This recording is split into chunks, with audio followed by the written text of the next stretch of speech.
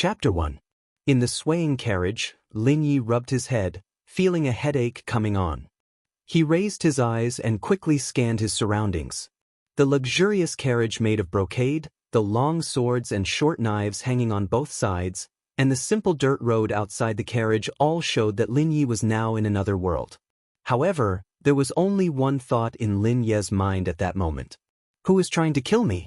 Lin Ye's background in his previous life was not low. He was the illegitimate son of the Nanyang Chinese Lin family.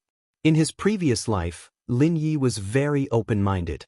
He was an illegitimate son and the youngest. His elder brother was already over 40 years old and controlled half of the family's business. The other brothers were not useless either. They all more or less controlled some power in the family. As the youngest Lin Yi, what did he have to compete with the others? Compete with them? It was not that Lin Yi did not live up to expectations, but he really did not have a chance. Therefore, in his previous life, Lin Yi had never competed for anything. He had been a useless hedonist, enjoying himself to his heart's content. Recently, Lin Yi had become addicted to a newly developed game, Pugilistic World. It combined the backgrounds of countless martial arts worlds. The scenery, characters, and plot were all grand and majestic. Most importantly, it was incomparably realistic. It was as if it was another virtual world. Lin Yi was instantly addicted to this game. Later on, Pugilistic World's technology was innovated.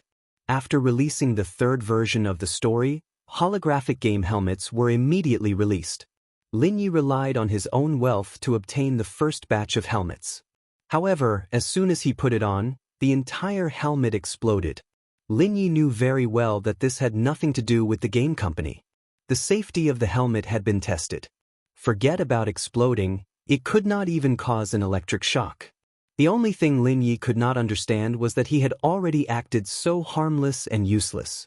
Why would someone still want to kill him? Perhaps his decision not to compete for anything was wrong from the beginning? Right at this moment, countless memories surged into Lin Ye's mind, and it instantly caused him to groan in pain. His eyes revealed a wisp of ruthlessness, and he only calmed down after a long while. Lin Yi rubbed his head. He had inherited all the memories of this body and even some of its personality.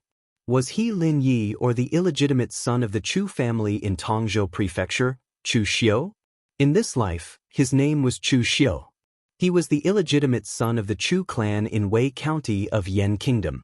Of the 4 sons of the Chu clan, he was ranked second. However, his birth mother was only an ordinary concubine, and she died during childbirth, so he was not valued in the Chu clan. Chu Xiu used to be cowardly and reckless. He stood on the side of his eldest brother, Chu Kai, in the struggle for the position of clan head. As a result, he angered his third brother, who was also qualified to compete for the position of clan head. He was framed by his third brother, and was punished to be a steward of the Chu family's mining area in Nanshan, Wei County.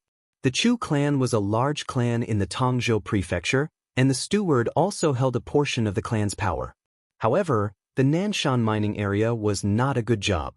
The miners were all criminals and murderers who the Chu clan had bought from the government at a very low price. A single mistake could lead to a riot. In the past, several of the stewards of the Chu clan in the Nanshan mining area had died in the riots of these murderers.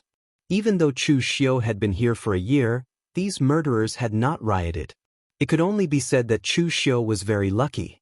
Originally, Chu Xiu was going to stay in the Nanshan mining area for 3 years, but recently the Chu clan had decided to choose a successor. Even though he was an illegitimate son who had made mistakes, he was still qualified to participate. Therefore, Chu Xiu had been summoned back to the Chu clan in advance. Chu Xiu picked up a short knife hanging in the carriage and unsheathed it. With a soft hum, the knife reflected a handsome man in his early 20s, but with a hint of gloominess. In this life, his appearance was not bad, but for some reason, Chu Xiu felt that his face was somewhat familiar. Suddenly, Chu Xiu thought of something, and the knife fell to the ground. He seemed to know who he was. Before Chu Xiu's transmigration, the pugilistic world had already updated 2 versions of the plot. The third version had not yet begun, and there was only a plot introduction. The most important part of the third version of the plot was the final villain boss, Demon Lord Chu Xiu. Demon Lord Chu Xiu was born in the Chu clan in the Tongzhou prefecture of the Wei county of the Yan kingdom. After the family incident, he experienced a great change in personality and finally embarked on the path of evil. At the end of the plot introduction, Demon Lord Chu Xiu re-established the incomparably glorious Kunlun devil cult of 1,000 years ago. He led the 4 great demon lords under his command to dominate the martial world, and their demonic flames soared to the sky. No wonder Chu Xiu felt that his appearance was somewhat familiar. He had not noticed it before, but now that he thought about his background and his age, he realized that he was the final villain boss of the third version of the game, Demon Lord Chu Xiu. After understanding this truth, Chu Xiu did not know whether he should cry or laugh. He was destined to be a famous figure in the martial world in the future, but was there a need to guess the final outcome? Wasn't the final villain boss of any game meant to be defeated? Picking up the short knife on the ground, Chu Xiu lightly flicked the blade, and a hint of gloominess appeared in his eyes. He mumbled, "Destined to be defeated? In my previous life I did not fight or snatch, but in the end, I died a horrible death. Since the heavens have given me another chance, then in this life, I will take the initiative to fight and snatch. It's better for me to kill someone than for them to kill me."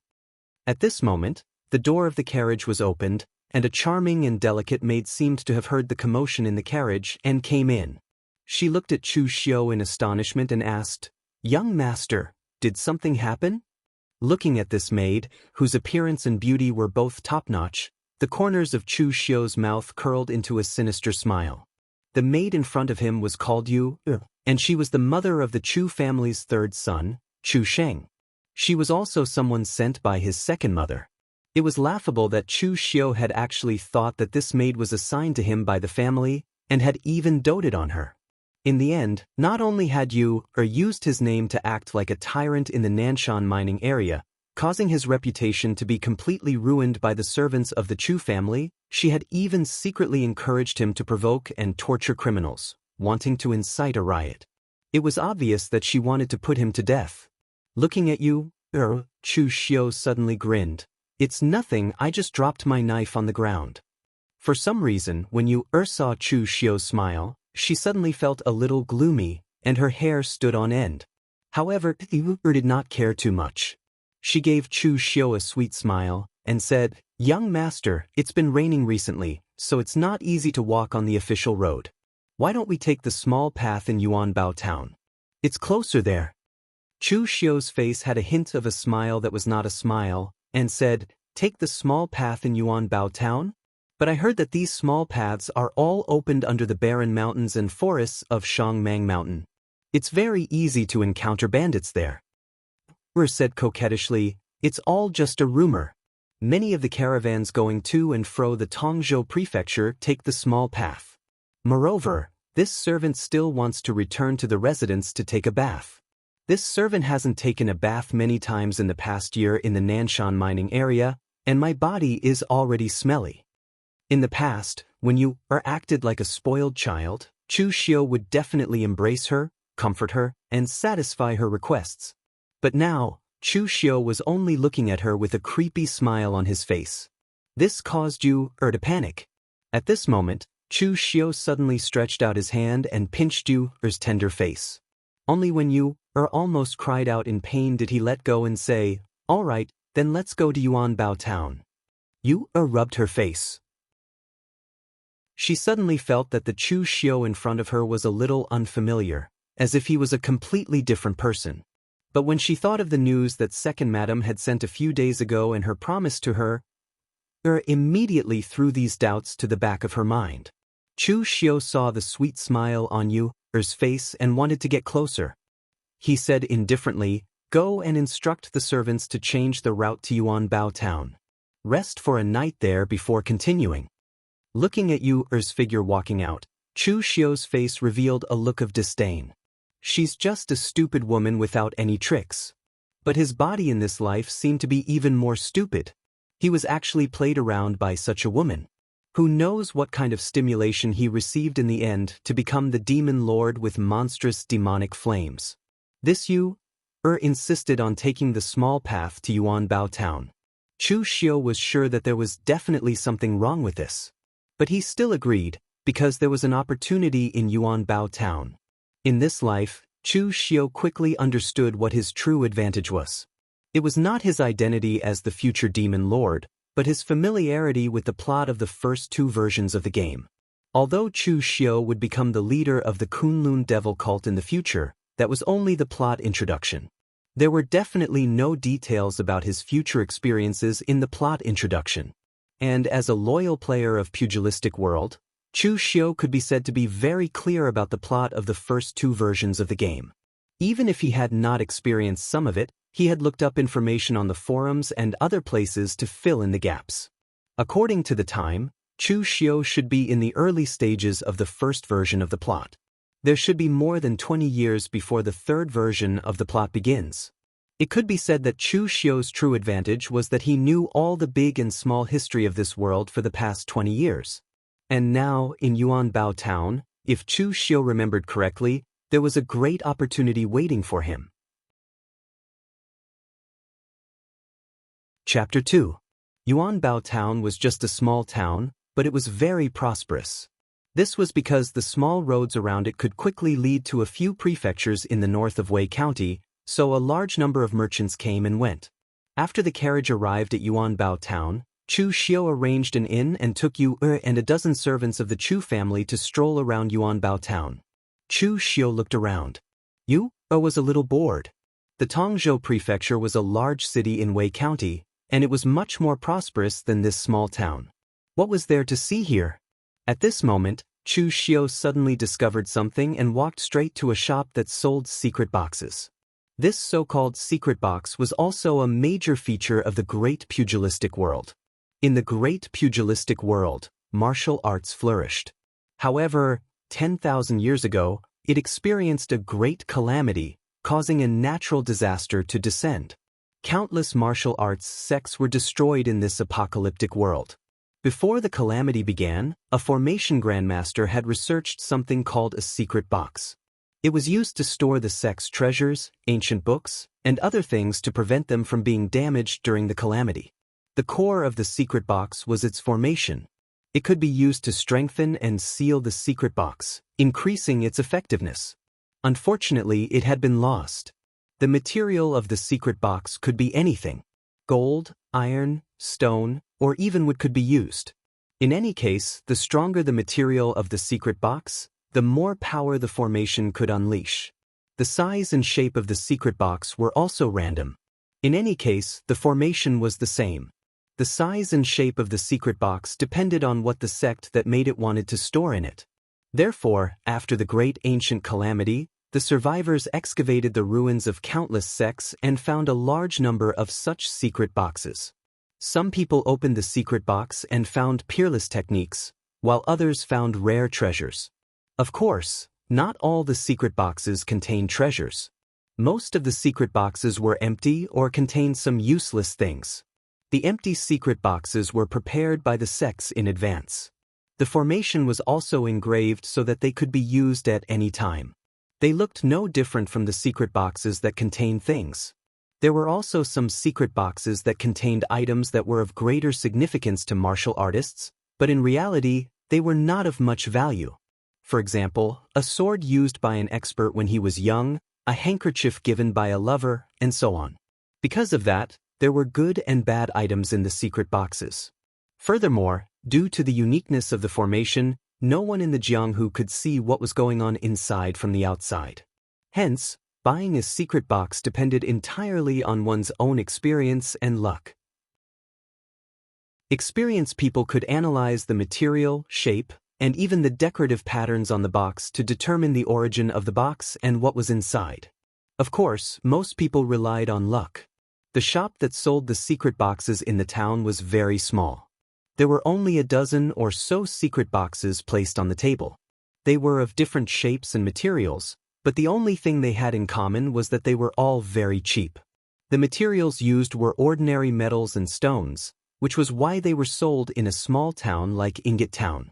Chu Xiu asked the shopkeeper, "Is this the only shop in Ingot Town that sells secret boxes?" The shopkeeper didn't even raise his head. He just nodded lazily and said, "Of course it's just me. No matter how trashy a secret box is, it costs at least 10 taels of silver to buy one. 99% of the people in the Jianghu that come to Ingot Town are escorts, a bunch of poor people. They can't even earn 10 silver from a single escort. How could they be willing to take out 10 silver to gamble their luck?" At this moment, the shopkeeper raised his head and saw that Chu Xiu was wearing brocade clothes and had a servant girl by his side. His fat face couldn't help but reveal a trace of a flattering smile as he said, "That bunch of poor people can't afford to buy a secret box, but young master can definitely." These secret boxes were found in the ruins of the southern barbaric mountains a year ago. The price is absolutely reasonable. Hearing the shopkeeper say this, Chu Xiu's eyes couldn't help but reveal a trace of a bright light. If he didn't remember wrongly, around this period of time, there was a fellow who was originally a servant who bought an ordinary secret box in Ingot Town.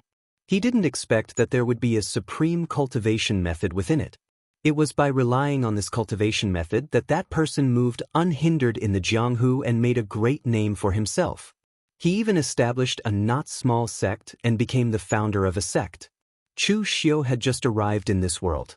What he urgently needed now was a sufficiently powerful cultivation method. As a large family in the Tong prefecture, their Chu family naturally had a cultivation method passed down. It was called the Vast Sea Mantra. After mastering it, one's foundation would be solid and their inner strength would be as powerful as the vast sea. But as a bastard son, Chu Xiu wasn't valued since he was young. He didn't have medicinal pills or other resources, and he didn't have the guidance of the elders in the family. So after cultivating for many years, he was barely able to cross the threshold of this cultivation method. His own cultivation on the martial Dao was pitifully low, and he hadn't even stepped into the blood condensation realm. If you wanted to cross the threshold of the martial Dao, you first had to go through the 3 body refinement realms. The first step of the 3 body refinement realms was to temper the muscles and bones. This realm was called the body refinement realm.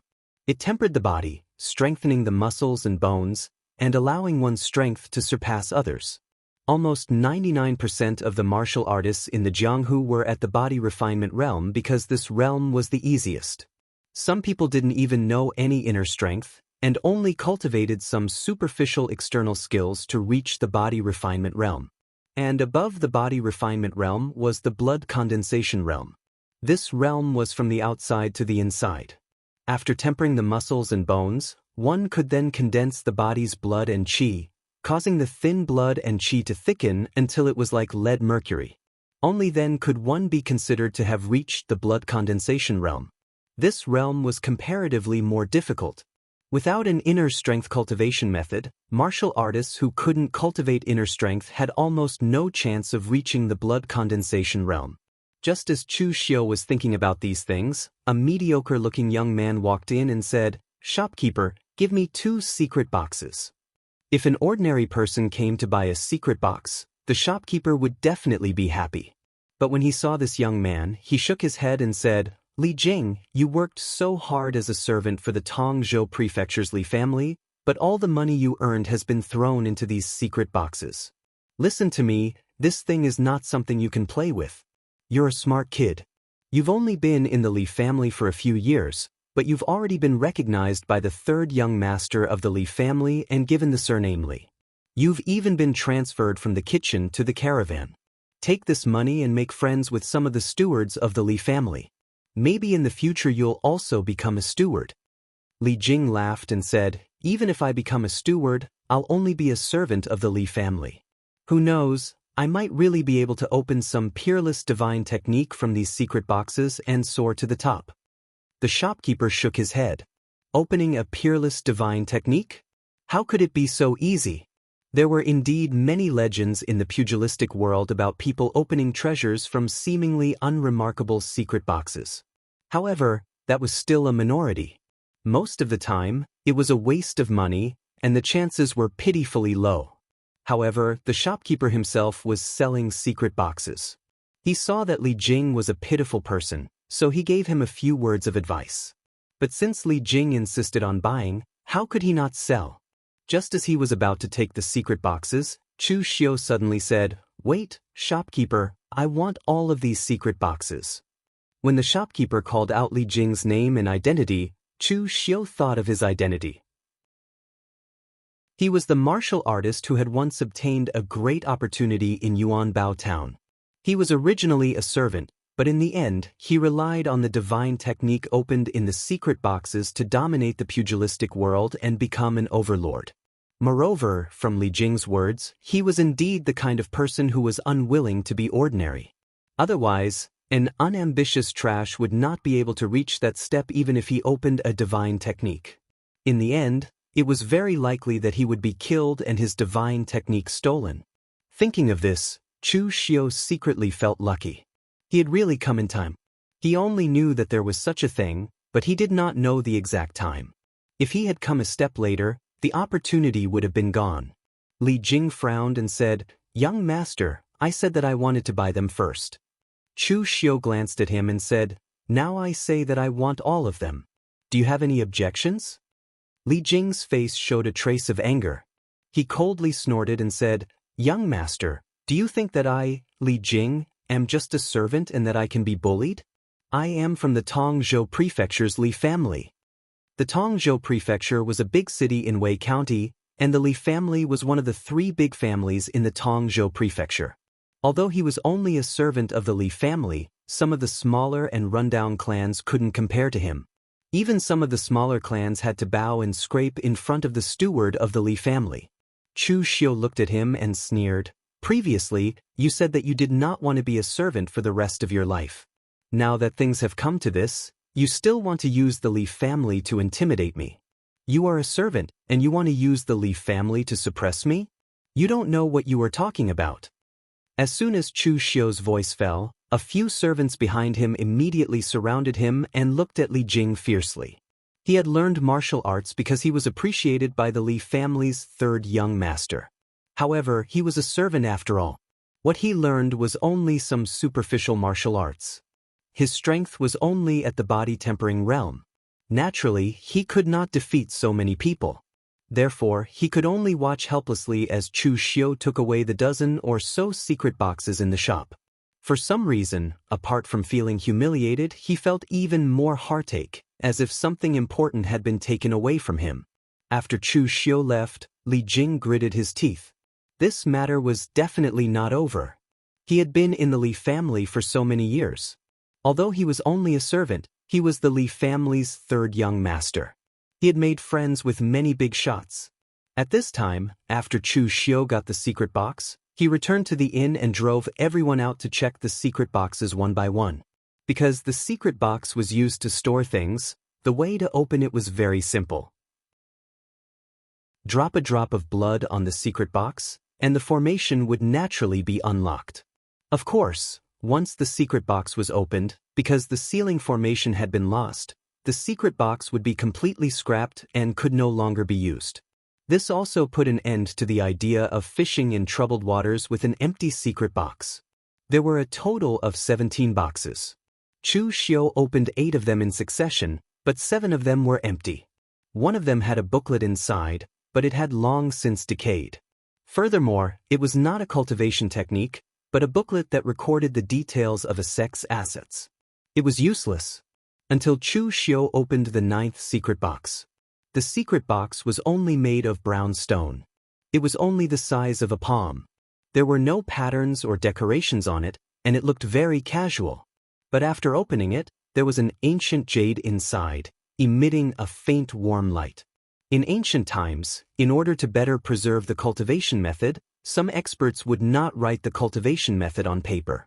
Instead, they would engrave the cultivation method in the best jade with their spirit mark. As long as there was no accident, it would not be damaged for thousands of years. This is it.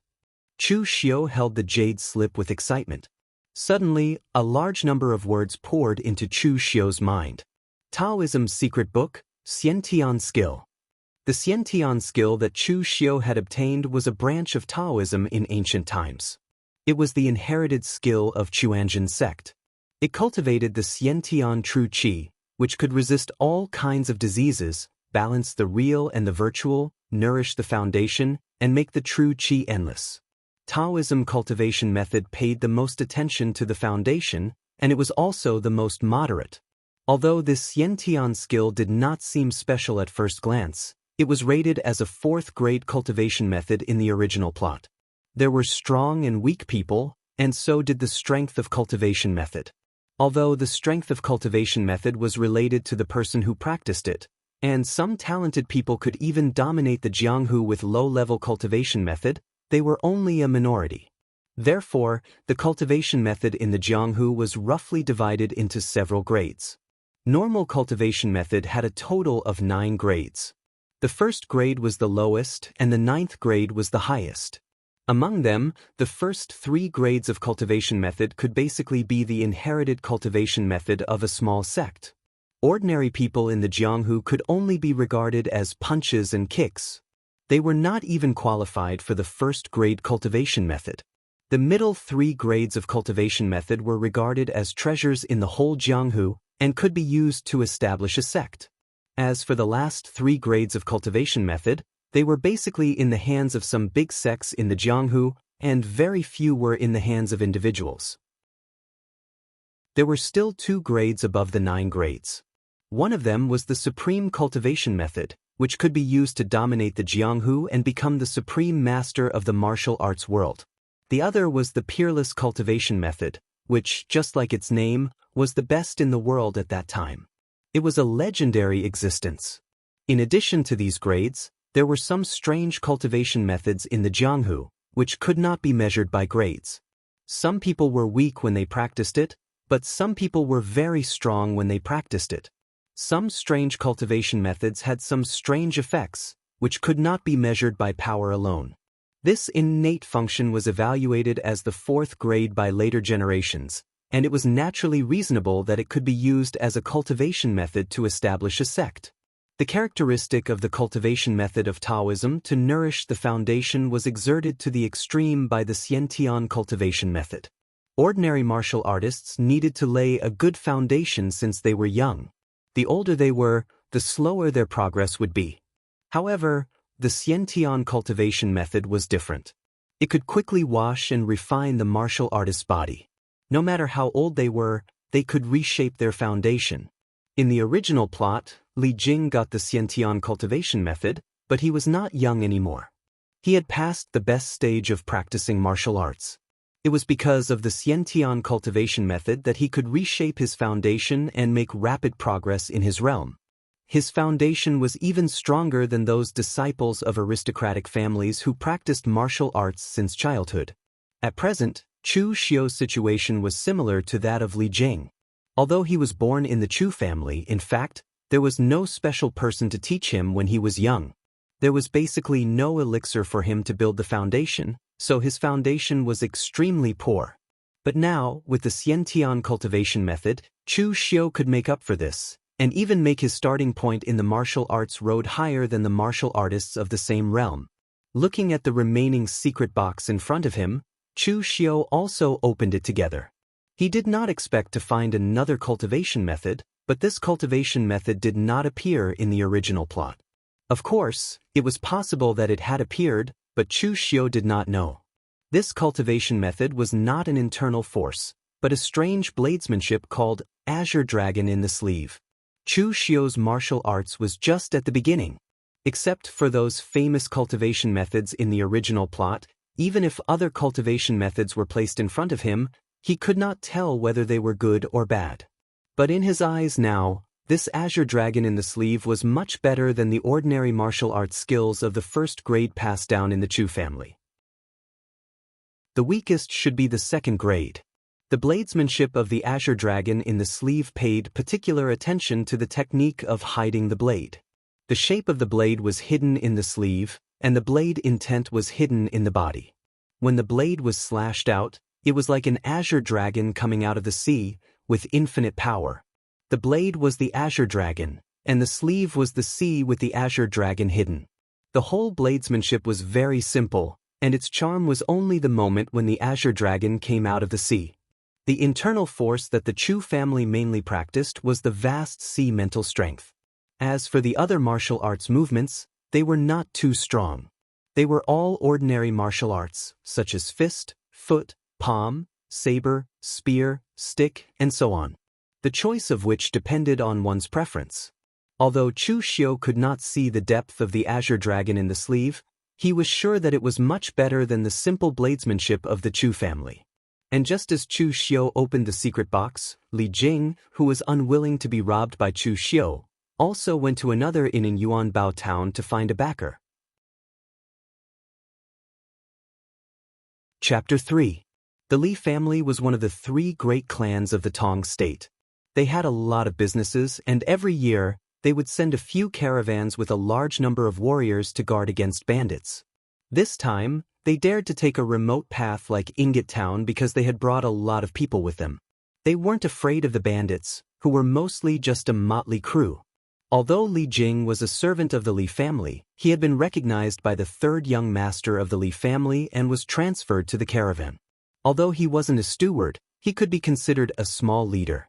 At this time, in another inn in Ingot Town, Li Jing walked to the door of an upper room. Hearing the sounds of laughter coming from inside, he knocked on the door. A lazy voice said, "Come in." He pushed open the door and saw a man in his 30s in an embroidered robe holding a seductive woman in his arms. There were some dishes and wine on the table, and there were also 2 stewards of the caravan accompanying them. Each of them had an average-looking woman by their side. The person in front of him was the leader of the Li family's caravan, Li Tong. He was greedy and lustful, and his ability and strength were average. It was obvious from his current behavior. Even in a small place like Ingot Town, he still had to prepare wine and women to enjoy. He could even take in such a beautiful woman. The reason why this kind of person could become the leader of the caravan was all because of Li Tong's background. He was from a branch family of the Li family. Although he was greedy and lustful, and his ability was average, he could at least get things done. At least he was better than those incompetent trash. He was given 2 capable stewards to be in charge of the caravan. After all these years, there hadn't been any problems, so Li Tong's status in the Li family had increased. Looking at Li Tong, Li Jing's eyes faintly revealed a trace of unwillingness and disdain. If this kind of trash could become the leader of the caravan, then no matter how capable he was, he would still be a servant even if he became a steward of the Li family in the future. He would have to serve this kind of trash. Although this was what he thought, Li Jing still squeezed out a smile and cupped his hands. "Greetings, 7th Master." Because Li Tong was ranked 7th in his generation, the servants of the Li family all called him 7th Master. Seeing Li Jing, Li Tong smiled and waved his hand, saying, "Oh, it's Li Jing. Come. Sit down and have some wine. I'll get the manager to call a lady up. Don't look down on them. It's good enough that there are girls in this small place. When we get back to Tongzhou Prefecture and receive our reward, I'll invite you to the Intoxicated Flower Tavern." Although Li Tong's ability was average, he wasn't stupid. He knew that he couldn't manage this caravan by himself, so he treated the 2 stewards very well, making them feel deeply grateful to him. Usually, when something happened in the caravan, the 2 stewards would play the bad cop and he would play the good cop. Therefore, in the caravan, Li Tong's prestige was actually the highest. Although Li Jing was only a small leader, he was appreciated by the 3rd young master. According to seniority, although he was the 3rd young master's cousin, in fact, in front of the 3rd young master, he was no different from those stewards, so his attitude towards Li Jing was not bad.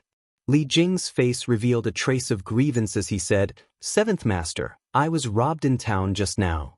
I revealed the Li clan's name, but the other party actually didn't care about the Li clan. What's going on? Someone actually dared to rob someone from my Li clan?" Li Tong immediately frowned. After Li Jing narrated the matter to Li Tong with some embellishments, Li Tong immediately snorted and said, "Don't worry, this matter isn't over.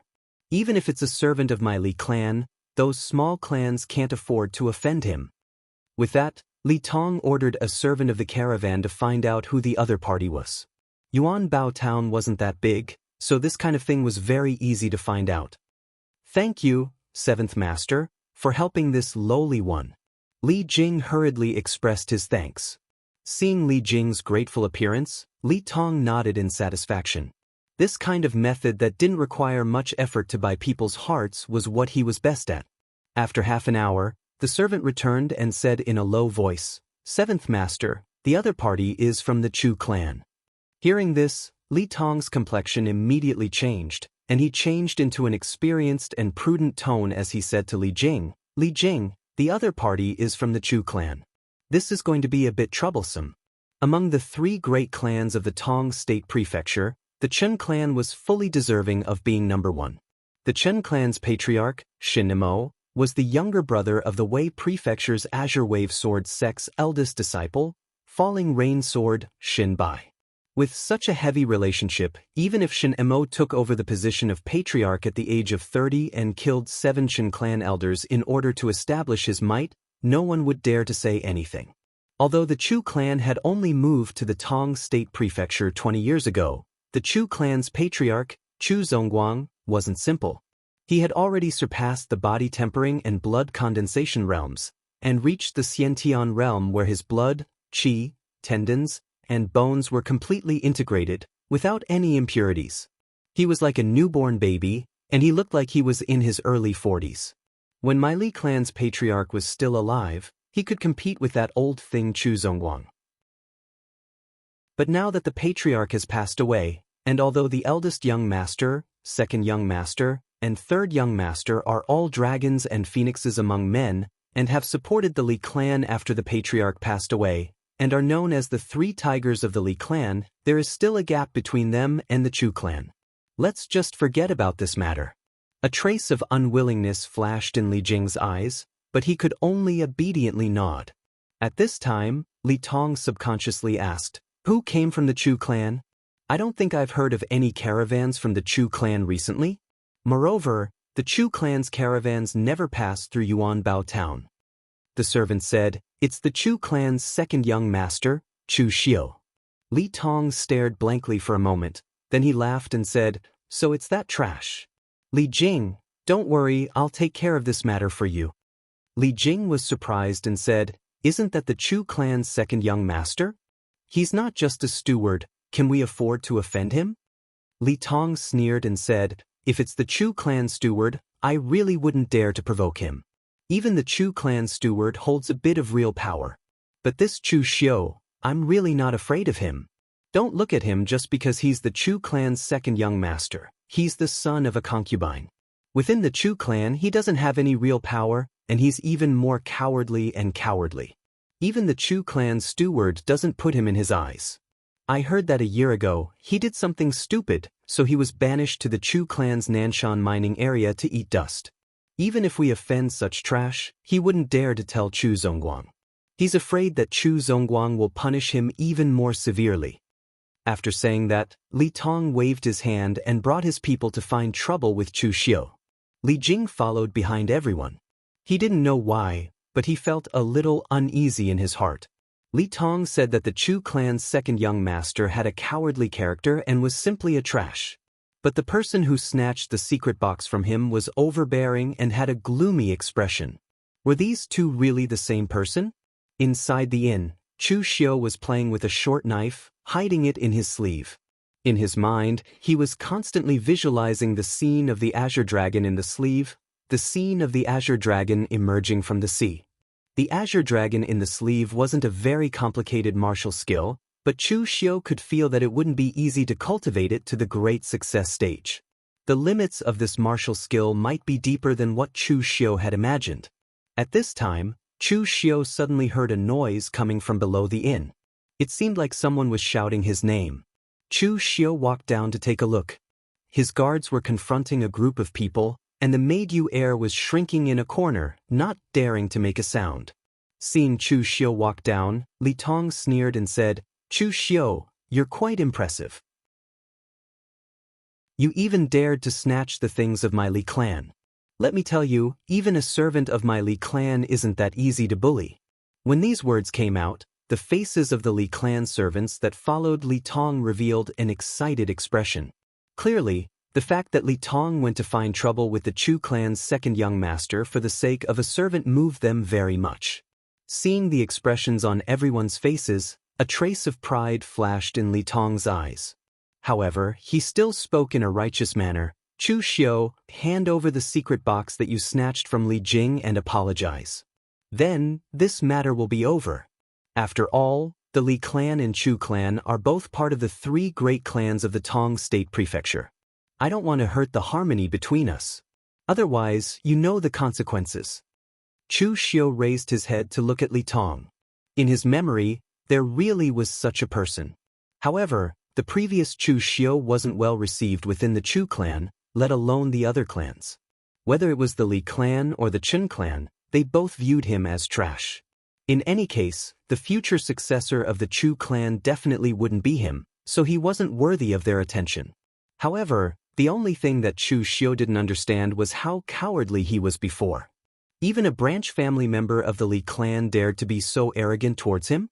Looking at Li Tong, Chu Xiu's eyes revealed a trace of confusion as he said, "Then what if I don't hand it over?" Li Tong sneered. The Li clan's servants all surrounded him with an overbearing appearance.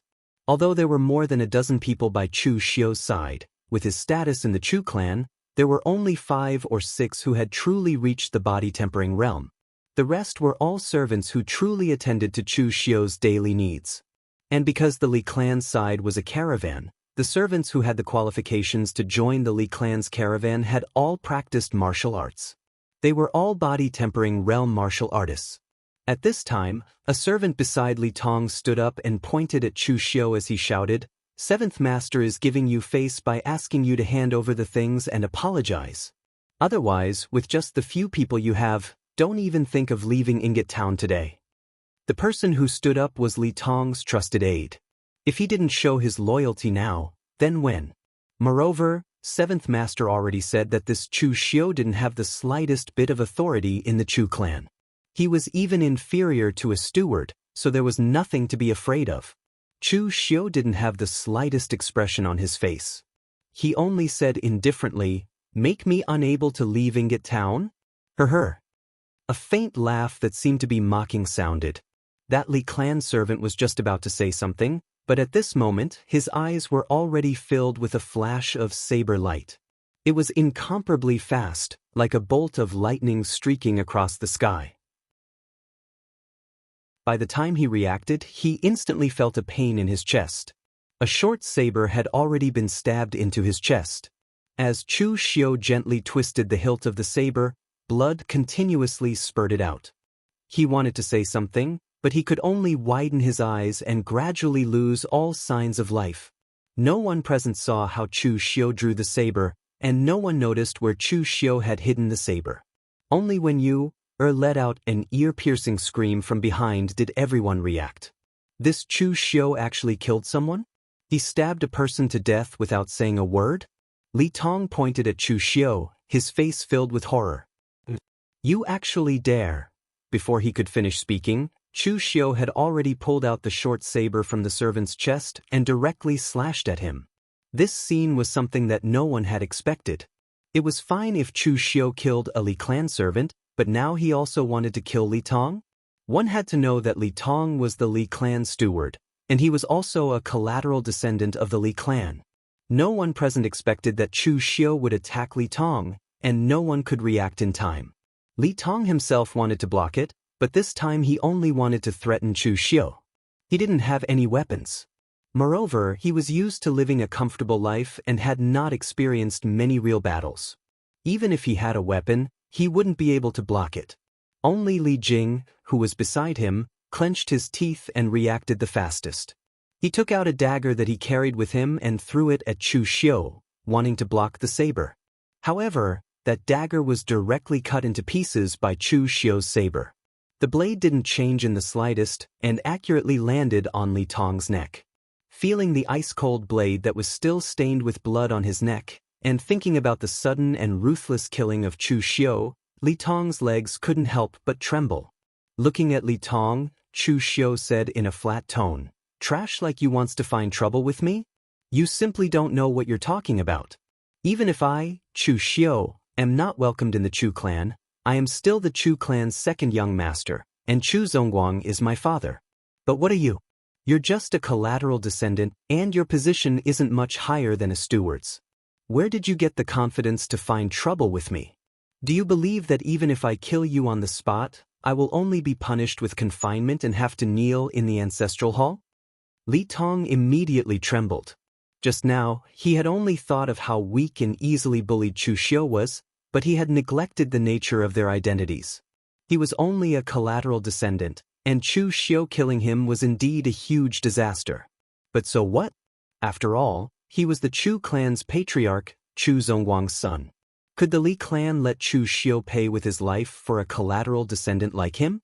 Only now did Li Tong realize what a stupid thing he had done. Chu Xiu moved the dagger away from Li Tong's neck and passed the hilt to him. He said indifferently, "Take the dagger." Li Tong stared blankly for a moment. He didn't know what Chu Xiu meant. "I said take the dagger." Feeling Chu Xiu's ice-cold gaze, Li Tong trembled as he took the dagger. Chu Xiu held the dagger and pointed it at his chest. He stared straight at Li Tong. "Didn't you want to find trouble with me just now?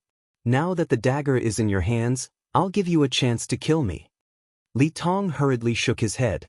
What kind of joke was this? If Chu Xiu killed him, he wouldn't have to pay with his life. But if he killed Chu Xiu, not only would he have to pay with his life, even his wife and children would have to pay with their lives. Chu Xiu took a step forward, the dagger pressed against his chest. Chu Xiu's voice was incomparably gloomy. "I said I'll let you kill me." With a clang sound, the dagger fell to the ground. Li Tong's hand trembled, and he couldn't even hold the dagger properly. A trace of ridicule appeared on Chu Xiu's face. He slapped Li Tong's face and sneered. "Trash. I gave you a chance, but you didn't use it. You didn't even dare to kill with a dagger. Who gave you the courage to find trouble with me?" Facing Chu Xiu's insulting actions and ridiculing tone, Li Tong's face flushed red with shame and anger. However, he didn't dare to say anything. Chu Xiu pointed at the entrance of the inn and indifferently said, "Get out of here now. Take that idiot's corpse away and clean it up. Don't cause trouble for the innkeeper." After he finished speaking, Chu Xiu directly turned around and went upstairs. The Chu family servants and all had dull expressions on their faces. Was this still the Chu Xiu from before? However, they were all frightened today. They didn't dare to think too much and immediately followed Chu Xiu upstairs. At this moment, in the lobby of the inn, Li Jing walked to Li Tong's side and cautiously said, "Seventh Master." However, before he could finish speaking, he was directly kicked to the ground by Li Tong. Li Tong's face flushed red as he angrily said, "F***ck your mother. It's because of this idiot that caused so much trouble. Just you wait, even if you have third young master to protect you, I will still make you look good when I return to the Li family."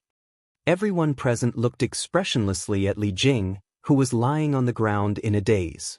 It was because of him that Li Tong had lost so much face today. From now on, his days in the Li family would probably not be easy.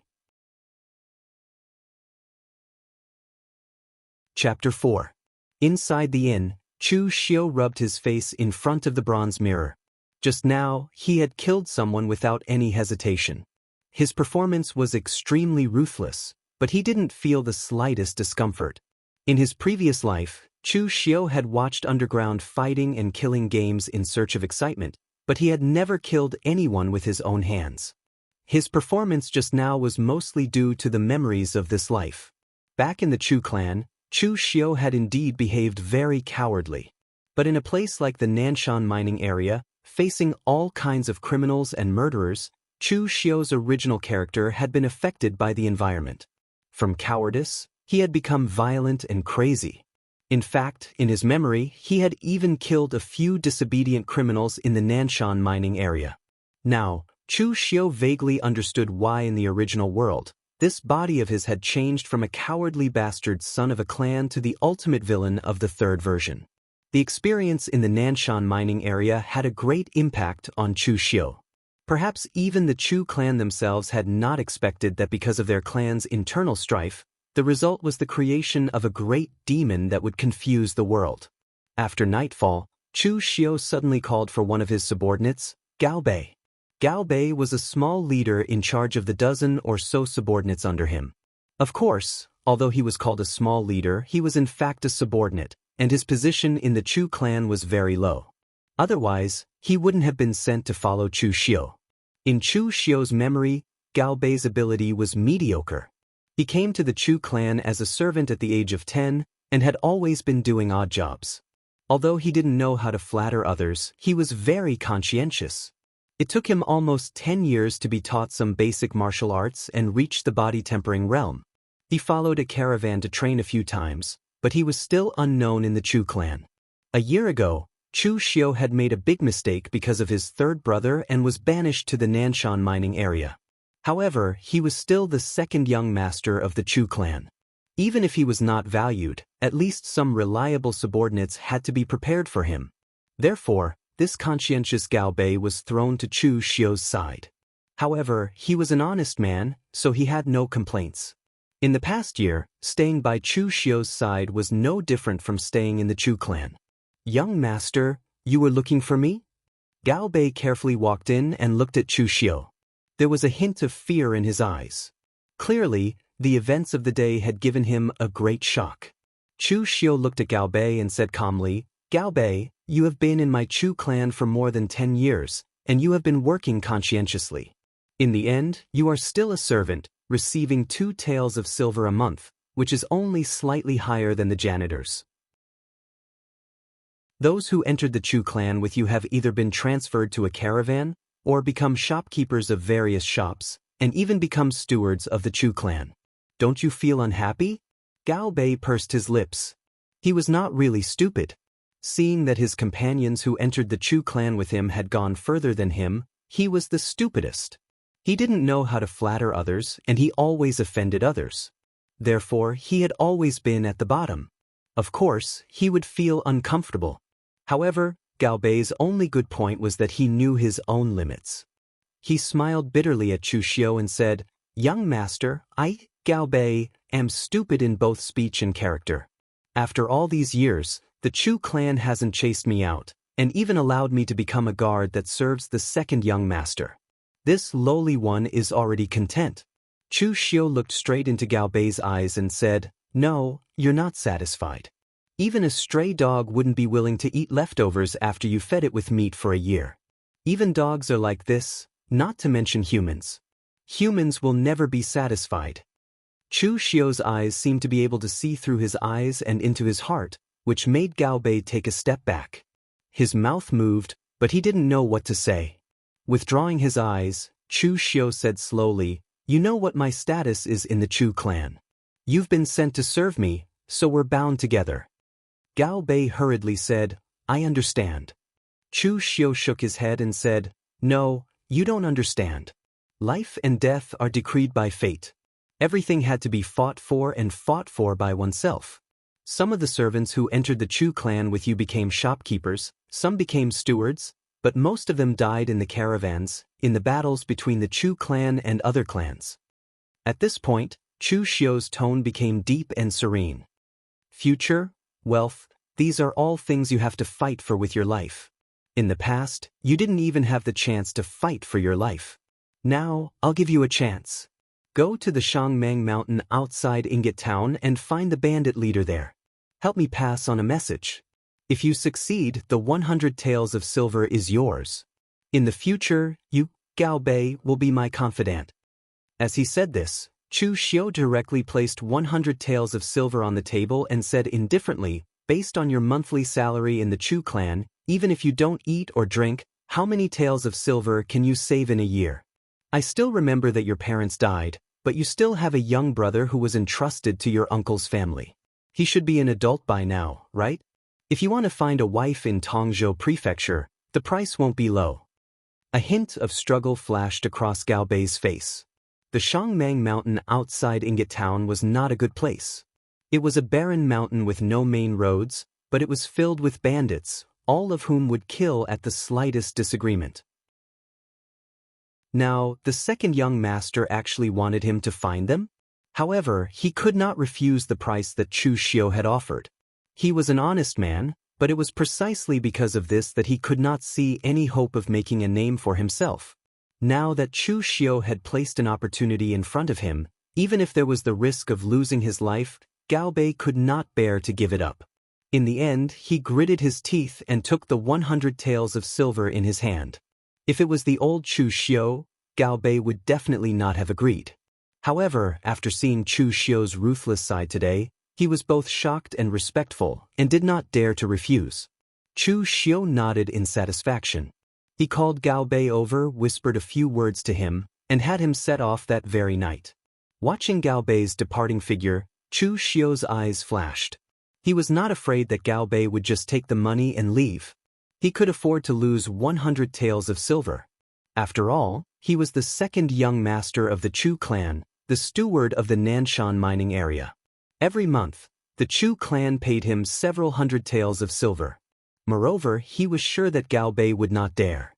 He still had a younger brother in Tongzhou Prefecture, who had been raised by him since he was a child. His younger brother was like his own son. If he dared to run away, the Chu clan was not a kind person. The saying that one should not bring trouble to one's family was simply a joke. The next morning, when Chu Xiu and the others set off, Yu did not see Gao Bei. She could not help but ask in confusion, "Young master, where is Gao Bei?" Chu Xiu said casually, "Gao Bei will return to Tongzhou Prefecture first, and prepare to tell the clan that we are about to arrive." Yu did not suspect anything. After all, Chu Xiu was the second young master of the Chu clan. Before returning to the clan, he indeed had to report his location. However, laughed coldly in her heart. This time, whether or not you can successfully return to Tongzhou Prefecture is still an unknown. The carriage walked on the small path of Shangmang Mountain with difficulty. Compared to the main road, Shangmang Mountain was indeed much closer and could save many days of time. However, there were countless bandits here.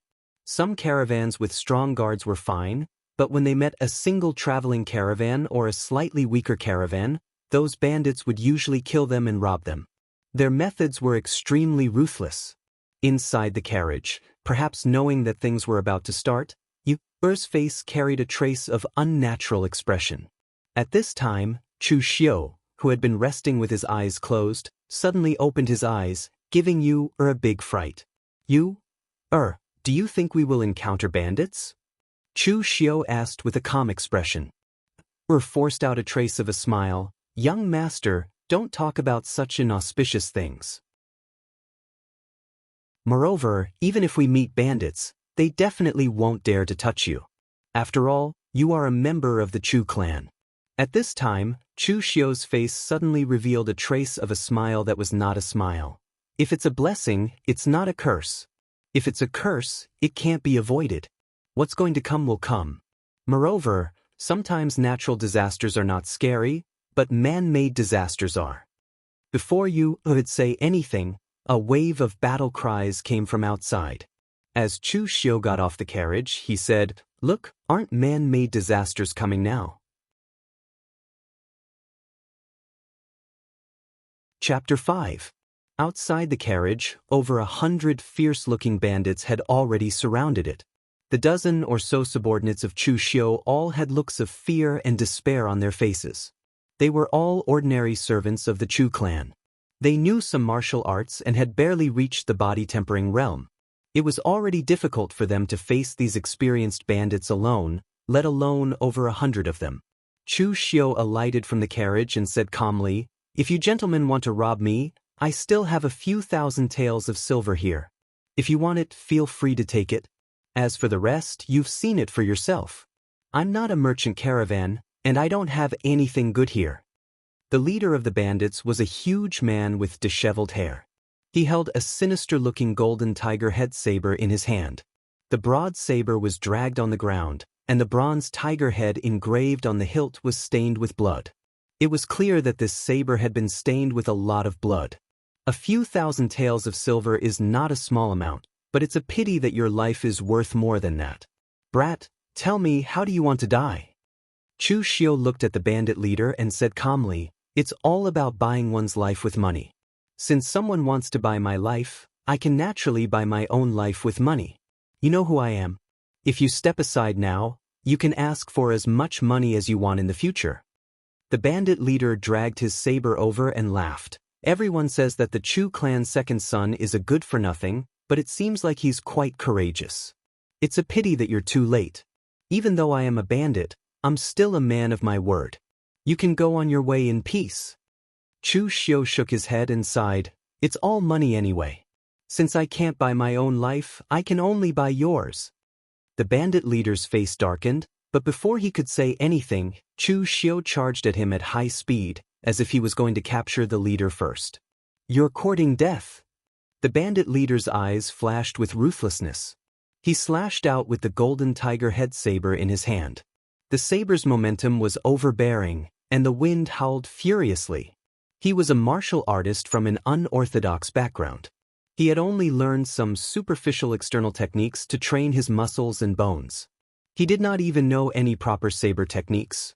However, he was born with great strength. A heavy weapon like the tiger head seizing the golden saber was like a toy to him.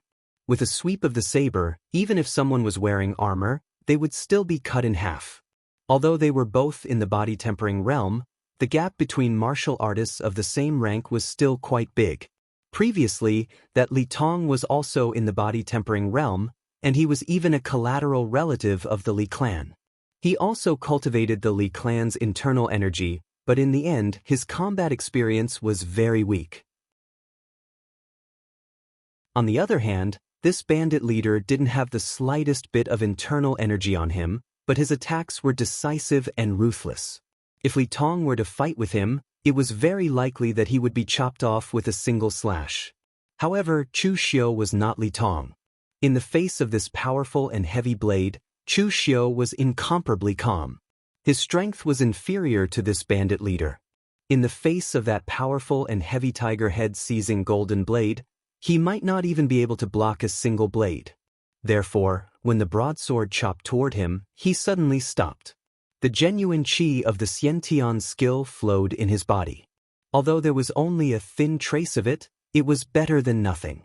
At least, Chu Xiu had only practiced for a few days, but the total amount of his genuine qi was greater than that of the vast sea cultivation method that he had practiced for several years. With a punch, Chu Xiu's fist landed on the broad blade, causing the tiger head snatch golden saber to tilt slightly, narrowly missing Chu Xiu. The bandit leader's eyes revealed a touch of astonishment. It seemed that he didn't expect that this good-for-nothing young master would actually be able to dodge his blade.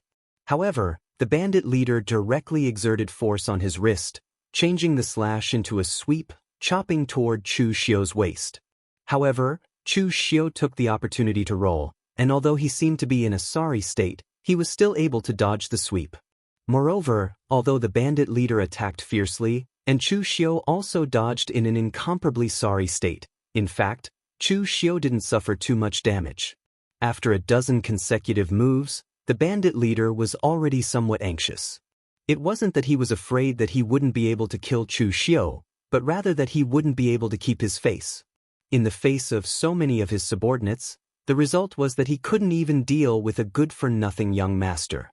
Didn't this make him look even more useless than a good-for-nothing? His heart was in a mess, and the movements of his hands were somewhat messed up. He was completely attacking crazily, and had already given up on his own defense. At this moment, a glimmer of light appeared in Chu Xiu's eyes. After dodging a blade, his figure directly lowered, and he suddenly got close to the bandit leader.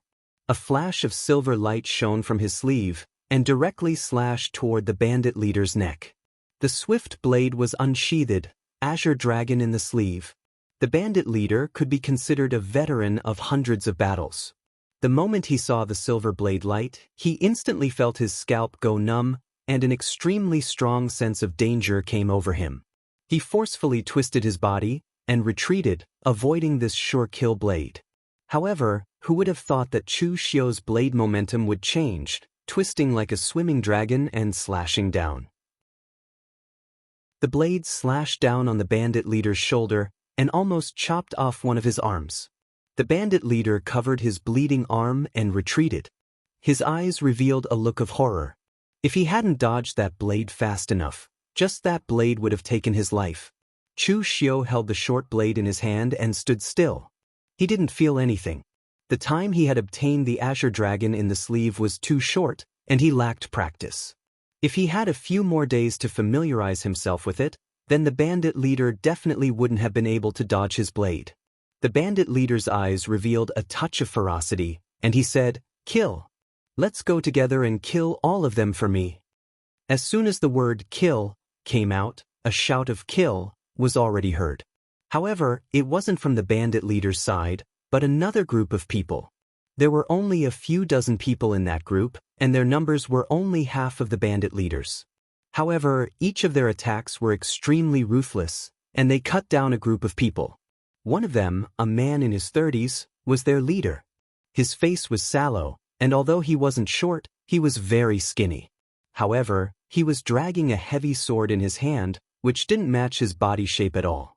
At this time, Gao Bei came out of nowhere and came to Chu Xiu's side. He said cautiously, "Young master, I'm not late, am I?" Chu Xiu stared at the battlefield and said casually, "Not bad, just in time." Although Chu Xiu had just started on the path of martial arts, he was, after all, from a martial arts family. He was more knowledgeable than some of the unorthodox martial artists. Chu Xiu could tell from the yellow-faced man's footsteps that this person was definitely different from the unorthodox bandit leader. This person was definitely a martial artist with an authentic martial arts heritage. At this time, when the bandit leader saw this scene, he couldn't help but shout angrily, "Ma Kwa? What the F***ck do you want?" Ma Kwa grinned coldly and said, "What do I want? Of course I want a F***ck you. Third brother Lian, it's not the first time that you've stolen my business because you're a veteran in Shangmang Mountain. This time I'll send you to hell." As soon as he finished speaking, Ma Kwa's giant sword came crashing down. From the steps, to dragging the sword, to lifting the sword, to the slash, each of these movements exerted his strength to the extreme. It was just an ordinary vertical slash, but he was able to exert 30% of his strength. He was much stronger than the unorthodox bandit leader. As the sword fell, the bandit leader couldn't hold his sword with both hands because his shoulder was injured by Chu Xiu. The tiger head snatch golden sword was sent flying. He wanted to escape, but Ma Kwa was extremely agile. He caught up with the bandit leader and cut him in half at the waist. Ma Kwa shook off the blood on his sword and turned back to smile at Chu Xiu. Gao Bei, who was standing beside him, was already frightened by the scene of Ma Kwa cutting the bandit leader in half. Seeing this smile, he immediately shivered. Chu Xiu just cupped his hands at Ma Kwa and said, "Thank you for your help this time, hero." Ma Kwa walked over with his heavy sword and grinned. "Kid, aren't you afraid that I'll kill you?" Chu Xiu spread out his hands and said, "Chief Ma, you should know who I am. You've seen the conditions I promised you. If you kill me, you'll get a few thousand taels of silver at most. But if you don't kill me, you'll get all kinds of refined ores. At least, you'll be able to get your subordinates to trade for all the scrap metal." Yu had encouraged Chu Xiu to go to Yuanbao town. From that moment, Chu Xiu could guess that his second mother was ruthless enough. Even a bastard like him, who had almost no chance of inheriting the position of the clan head, was merciless. It was most likely that she didn't want him to return to the Chu clan. That was why Chu Xiu had asked Gao Bei to make a trip to Shangshao Mountain. If his second mother could spend money to get the bandits to kill him, then Chu Xiu could get the bandits to protect him. After all, it was a transaction that required money. However, Chu Xiu didn't have much silver on him, so he promised the bandits some refined ores. These were the special products of the Chu clan in the Nanshan mining area. They were also the only power that Chu Xiu had right now. Ma Kwa asked suspiciously, "Are you sure you're not lying to me? As far as I know, the refined ores that your Chu clan mined are all limited. Are you really willing to give them to me?" As a bandit, he naturally needed equipment. He didn't lack weapons, but he only had swords forged by ordinary blacksmiths. The refined ores produced by the Chu clan's Nanshan mine were the true treasures, and were used to forge sharp blades. Ma Kwa had made his move this time, not only because the people who came to kill Chu Xiu were his old enemies, but also because Chu Xiu's offer was very tempting. Chu Xiu said calmly, "Chief Ma, you should know why these people came to kill me today. There are people in the Chu clan who want me dead. Why would I care about the Chu clan's resources? As he spoke, Chu Xiu took out a piece of paper and handed it to Ma Kuo. This is my warrant. Send someone to the Nanshan mining area with it, and you can get a batch of refined ores at a low price. Of course, you have to be fast. I'm still in charge of the Nanshan mining area now, but I don't know when I will be. After getting the document, Ma Kuo nodded in satisfaction. You big clans always do a lot of bullsh*t, but you're very straightforward. If you have something like this in the future, you can always come to me. Anyway, I'm still in charge of the Nanshan mining area, but I don't know when I'll be the one in charge. After saying this, Ma Kuo dragged his giant sword and called back the people who were still chasing after the bandits. Then he left. Chu Xiu looked at Ma Kuo's back and pondered. Qilian? Bandits? Bandits who had inherited martial arts?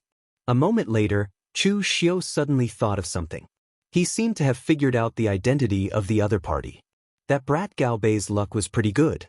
He had asked him to randomly invite a bunch of bandits, and he actually managed to invite someone with a strong background.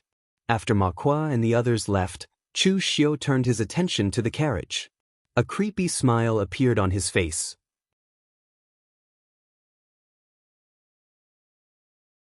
Chapter 6. Inside the carriage, Yu'er was trembling. She could not understand why the two madams had made such an unexpected change after everything had been arranged. Chu Xiu was famous for being a good-for-nothing in the Chu family.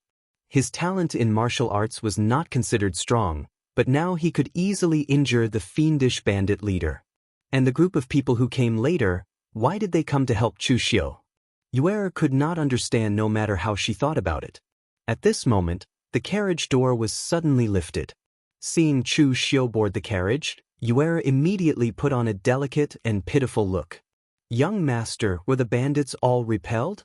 Chu Xiu placed his hand on Yu'er's face, caressing her smooth and delicate face. Of course they were all repelled. Just as Yu'er heaved a sigh of relief, Chu Xiu's hand slid down from Yu'er's face to her neck, and slowly exerted force. Chu Xiu moved his face closer to Yu'er's, and said indifferently, "The bandits were repelled, and I did not die. Are you disappointed?" Looking at the familiar yet unfamiliar face that was so close to her, Yu'er forced out a smile and said, "Young master must be joking. It is a good thing that the bandits were repelled. How could this servant be disappointed?" Chu Xiu sneered, and the hand that was strangling Yu'er's neck tightened. Only when the other party's face was completely red, and she struggled to spit out a word, did Chu Xiu let go, and said coldly, "Do you really think I'm an idiot? Tell me, how much silver did my good second mother spend to hire these bandits?" Yu'er's face revealed a look of fear, and she said while trembling, Young master, you know everything?" Feeling Chu Xiu's hand begin to tighten again, Yu'er hurriedly said, "I'll speak. Young master, I'll tell you everything. Second madam spent 10,000 taels of silver to hire these bandits." Chu Xiu sneered and said, 10,000 taels of silver, what a huge sum. Does my second mother hate me so much that she's willing to spend 10,000 taels of silver to kill me just to prevent me from returning to the Chu clan? Yu'er said carefully, "Second madam said that young master has always been stubbornly standing on the side of the eldest young master. Sooner or later, it will be a bad thing. In addition, she has recently won over the fourth young master. It is just the right time to get rid of young master to prevent future troubles." Chu Xiu was speechless when he heard this. The previous Chu Xiu had indeed done a lot of stupid things with his current body. The head of the Chu clan, Chu Zongguang, had 4 sons. Even if Chu Xiu was the son of a concubine, and the chances of him inheriting the position of clan head were very small, there was still a chance. Why did he have to make a stand so early? It was precisely because he chose a side too early that the eldest son of the Chu clan, Chu Kai, and his aunt did not take him seriously. When he was framed by the third son of the Chu clan, Chu Sheng, they found it troublesome and did not interfere. If he did not choose a side, then what awaited him was to be roped in. Just like the fourth prince of the Chu clan, Chu Shang. Although he was young, his second mother had already paid a huge price to win him over. How could he be like him, who was paid a huge price to be killed. The previous Chu Xiu had long given up fighting for the position of clan head. Perhaps it was out of despair, or perhaps he really did not have any ambition. But now, Chu Xiu was a little interested in this position. In fact, Chu Xiu did not care too much about the position of clan head of a small clan. After all, according to the original plot, he was going to become the leader of an evil sect that would bring disaster to the world. But the problem was that that was the original plot, and the current Chu Xiu was the Chu Xiu who had been reborn. Only the heavens knew how things would develop, so he had to eat one bite at a time and walk one step at a time. First, he had to obtain the position of successor to the Chu clan head. Since ancient times, the poor were scholars, and the rich were martial artists. From tempering one's muscles and bones to condensing one's qi and blood, which did not require a large amount of resources and time. As the successor to the Chu clan head, not all of the Chu clan's resources would be his, but at least half of it would be his. This would allow Chu Xiu to improve faster on the path of martial arts. Chu Xiu looked at Yu Er and said indifferently, "My second mother actually chose to hire bandits to kill me. Is she not afraid of being discovered by the Chu clan? Do you have any evidence of her colluding with bandits?" Since Chu Xiu had chosen to fight for the position of successor, his three brothers were all obstacles. If he could obtain evidence now, he could eliminate one of them first. Yu Er thought for a moment and said, "There is no evidence." Second Madam directly sent one of her trusted subordinates to find the bandits. Those bandits only knew that the people who came to find them were from the Chu clan, and didn't even know who they were. There is no evidence left on paper. After saying this, Yu Er revealed a pitiful expression and looked at Chu Xiu. "Young master, I've said everything I need to say. Can you spare my life?" Chu Xiu smiled and said, "Don't worry, I don't kill women." When Yu Er heard this, a relieved smile appeared on her face. However, Chu Xiu suddenly exerted force and directly crushed her neck. Looking at Yu Er, who was no longer breathing and still had a puzzled look in her eyes, Chu Xiu said indifferently, "I lied to you. You even believe this. You're so naive, yet you still followed others and became a spy?" Chu Xiu dragged Yu Er's corpse and threw it out of the carriage. He ordered Gao Bei, "Bury her." Gao Bei and the other servants shuddered, but no one said anything. Yu Er was a servant bought by the Chu clan. Her life belonged to the Chu clan. Of course they could play with her and kill her if they wanted to. Moreover, there was clearly something wrong with the second young master these 2 days. The degree of his viciousness seemed to have changed. They didn't dare to say anything. 7 days later, Chu Xiu finally walked out of Shangmang Mountain. At the end of the official road, a bustling prefecture appeared in front of Chu Xiu. This was the Tong prefecture where the Chu clan was located. It was one of the few big prefectures in Wei Prefecture. Speaking of which, the history of Wei Prefecture was quite interesting. Wei Prefecture was originally a small country, the Wei Kingdom. It was located between northern Yan and eastern Qi, one of the 3 great countries in the world. It had once helped the Qi Kingdom attack the Yan Kingdom, but was eventually destroyed by the Yan Kingdom. The Yan Kingdom held a grudge against the Wei Kingdom for attacking the Yan Kingdom, so they implemented a high-handed policy in Wei County, causing the people of Wei County and the people in the martial arts world to rebel. Even the general of the Yan Kingdom, Feng Longquan, who was guarding Wei County, was seriously injured by a mysterious person and lost one of his arms. For a while, Wei County was in chaos, forcing the Yan Kingdom, who did not dare to massacre the city, to retreat temporarily. In the end, the Yan Kingdom came to an agreement with Wei Prefecture. They wouldn't station troops in Wei Prefecture, but would send civil officials to manage it. Therefore, Wei Prefecture was under the jurisdiction of the Yan Kingdom in name, and taxes were also handed over to the Yan Kingdom. However, in reality, it was its own territory. Of course, these major events in the imperial court had nothing to do with a small clan like the Chu clan. Without the jurisdiction of the imperial court, the martial artists of Wei Prefecture were very free. Some of the martial artists were also living very comfortably. The Chu clan was one of the 3 great clans of the Tong Prefecture. There was a street in the south of the city that belonged to the Chu clan. The carriage stopped in front of the Chu clan's gate. As soon as Chu Xiu got off the carriage, he saw the gate open. A middle-aged lady in her 40s, dressed elegantly, walked out with a group of servant girls. When she saw Chu Xiu standing in front of the carriage, her expression changed slightly. Seeing the person in front of him, Chu Xiu had a faint smile on his face. He cupped his hands and said, "Greetings, second mother. I haven't seen you for a year, but second mother has become younger." The lady in front of him was the mother of the Chu clan's third son, Chu Sheng. She was the second madam of the Chu clan. Although it was Chu Sheng who had caused him to be demoted to the mines, it was most likely this second madam who had come up with the idea. Moreover, this second madam's background was not simple.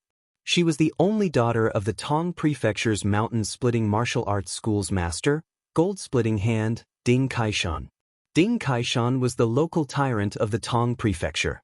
Although he had not reached the Xiantian realm, he was still at the peak of the blood condensation realm.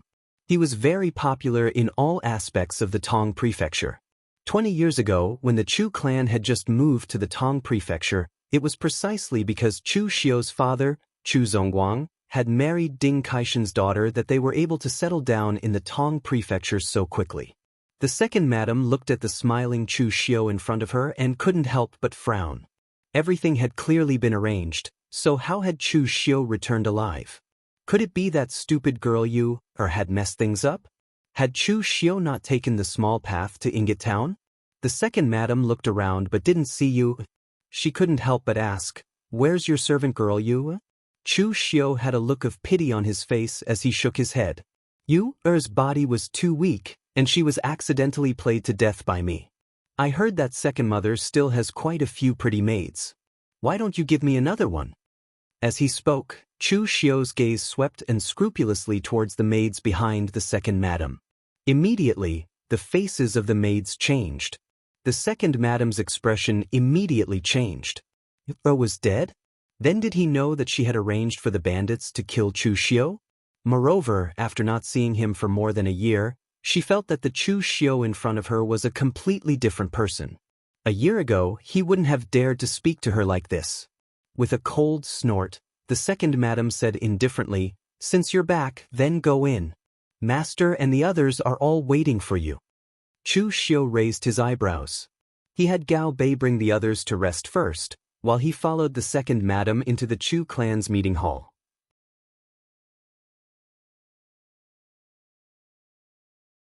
Chapter 7. The Chu family's mansion was magnificent.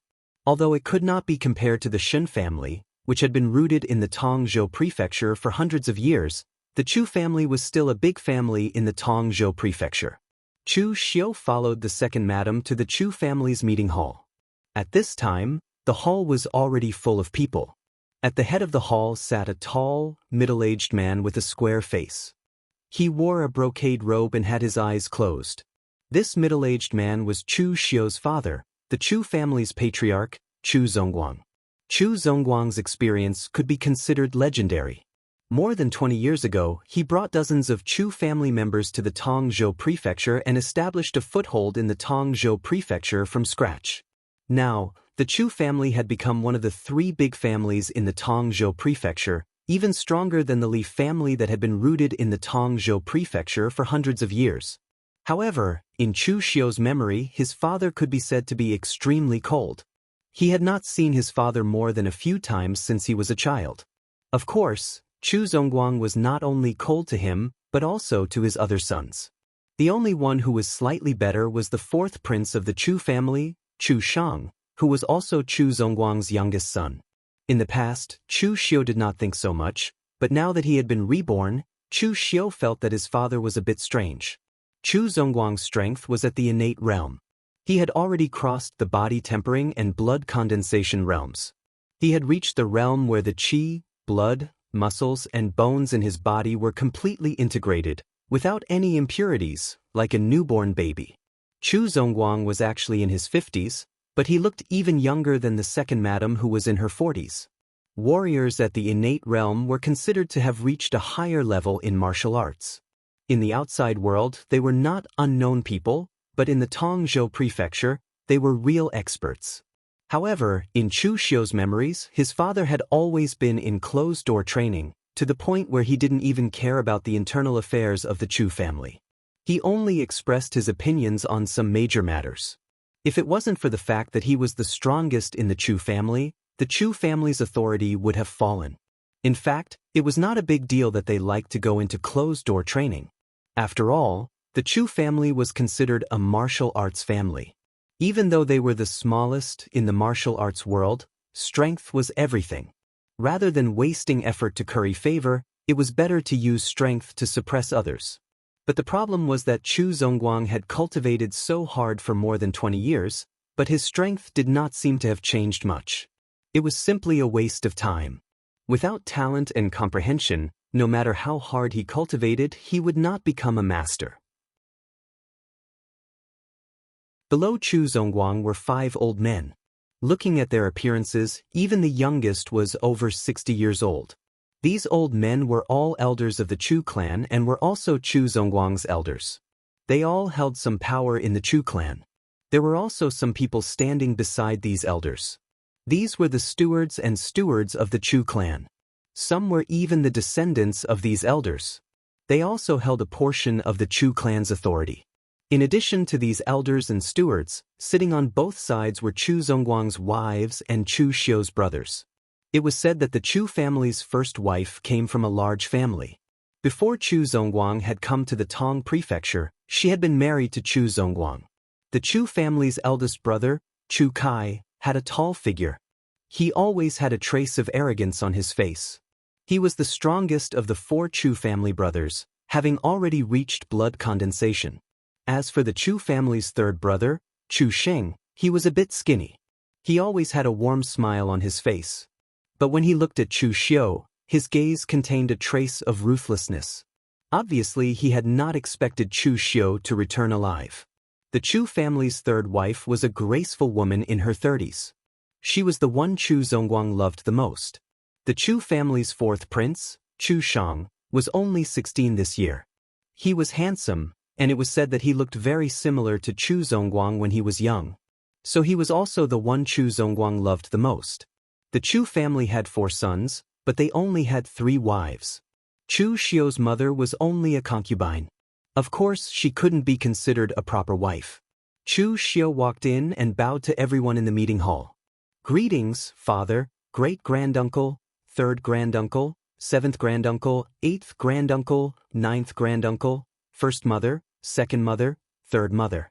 Chu Zongguang nodded lightly. "You've returned. Go sit." As his father, he had spoken. As for Chu Xiu's 5 uncles, they didn't even bat an eyelid. They were 2 generations older than Chu Xiu. Of course, they wouldn't care about a junior like him. Most importantly, they all knew just what kind of position Chu Xiu had within the Chu family. Chu Zongguang coughed and said, "Our Chu family has been in the Tongzhou prefecture for more than 20 years. Now we can be considered to have taken root here. In recent years, the children have all grown up, and several uncles have been urging us. It is time for our Chu family to decide on a successor." At this time, the first madam of the Chu family suddenly said, "What else? Chu Kai is the eldest son of the Chu family. He is also the strongest. If we don't let him be the successor, who else can?" Hearing this, the second madam of the Chu family immediately sneered. "Eldest sister, what you said is wrong. Why can the eldest son inherit the position of the patriarch? Our Chu family is not the royal family. Only the eldest son can inherit. Look at the other martial arts families. The position of the patriarch has always been taken by the strongest." A cold light flashed in the first madam's eyes. "Are you saying that my son is not as good as your son?" The second madam said unhurriedly, "I didn't say that. I only know that we are all women. In these important matters, it is still the master who makes the decisions." Saying this, the second madam turned her gaze to the third madam. "Younger sister, don't you think so?" The third madam just smiled and said softly, "I am just a woman. Of course I don't understand these things. Whatever the master says is the truth." Hearing this, the first madam's face suddenly turned livid. Although the third madam didn't say it explicitly, from her words, it was obvious that she was on the second madam's side. Chu Zongguang slammed the table and shouted, "Enough!" Seeing Chu Zongguang's anger, the women stopped talking. Chu Zongguang rubbed his temples, feeling a headache coming on. He hated dealing with this kind of mess the most. Don't say any more. Of course, we need to carefully consider the successor. Today, all the uncles are here, so I will set the rules. In this 1 year, Chu Kai, Chu Xiu, Chu Sheng, and Chu Shang, each of you will hold a part of the family's business in your hands. Whoever manages the family's business the best will be the successor. Our Chu family is only so big, and our business is only so small. Whoever makes the most progress can be seen at a glance. Speaking up to here, Chu Zongguang looked at the youngest Chu Shang and said, "Although my Chu clan is a martial arts family, because of your age, your strength will not be examined. Only your ability will be examined. Do you agree?"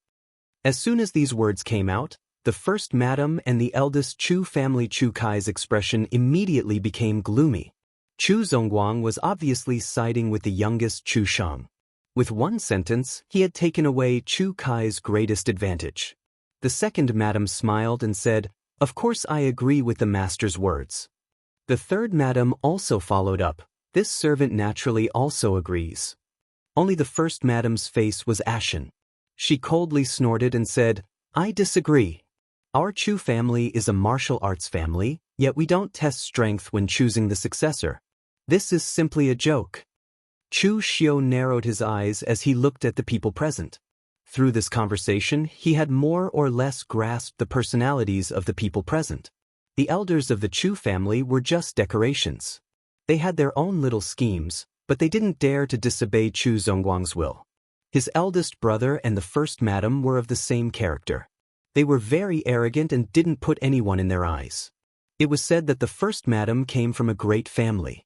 Now it seemed that this was true. She actually dared to directly challenge Chu Zongguang. However, doing this was also very stupid. Even if her family background was great, this was not her home. This was the Tongzhou prefecture, the Chu family. She dared to contradict Chu Zongguang like this, which would only make Chu Zongguang hate her even more. There was no need to mention the second madam. She was vicious and merciless. Her son Chu Xiu's cultivation was much weaker than his mother's. When he came in, Chu Xiu could feel killing intent from his body. Finally, the third madam was a smart person. After the first madam and second madam grew old, she was the only one Chu Zongguang liked. She also appeared harmless, but she didn't fight. Chu Zongguang liked Chu Shang the most. As for Chu Zongguang himself, Chu Xiu could feel that his father was someone who hated trouble. Even if he kept saying that choosing the successor was a very important matter, he still didn't seem to care about it. This made Chu Xiu feel a little strange. Could it be that his father had really gone into seclusion?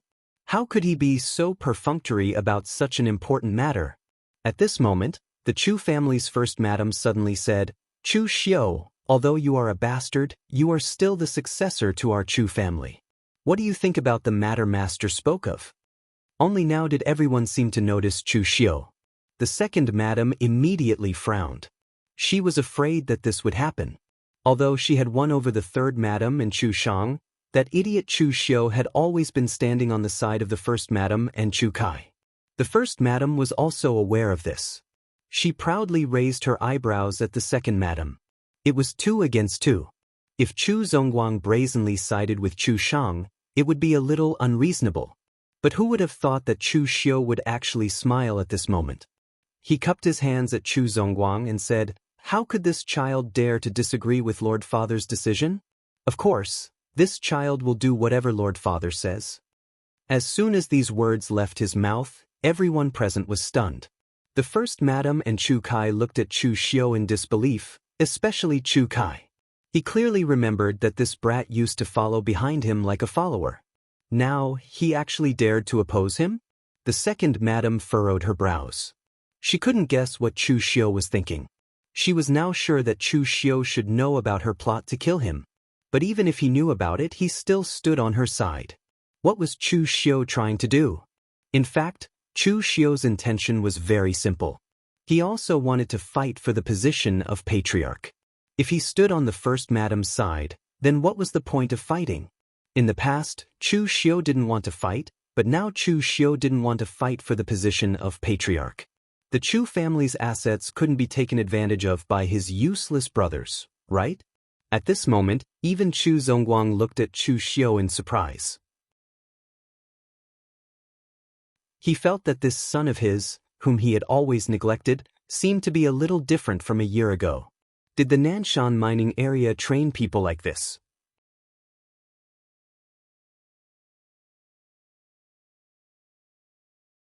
Chapter 8. Chu Xiu's choice was beyond everyone's expectations, but second madam and third madam both showed a hint of joy. Regardless of why Chu Xiu stood against first madam, they were the ones who benefited, and that was enough.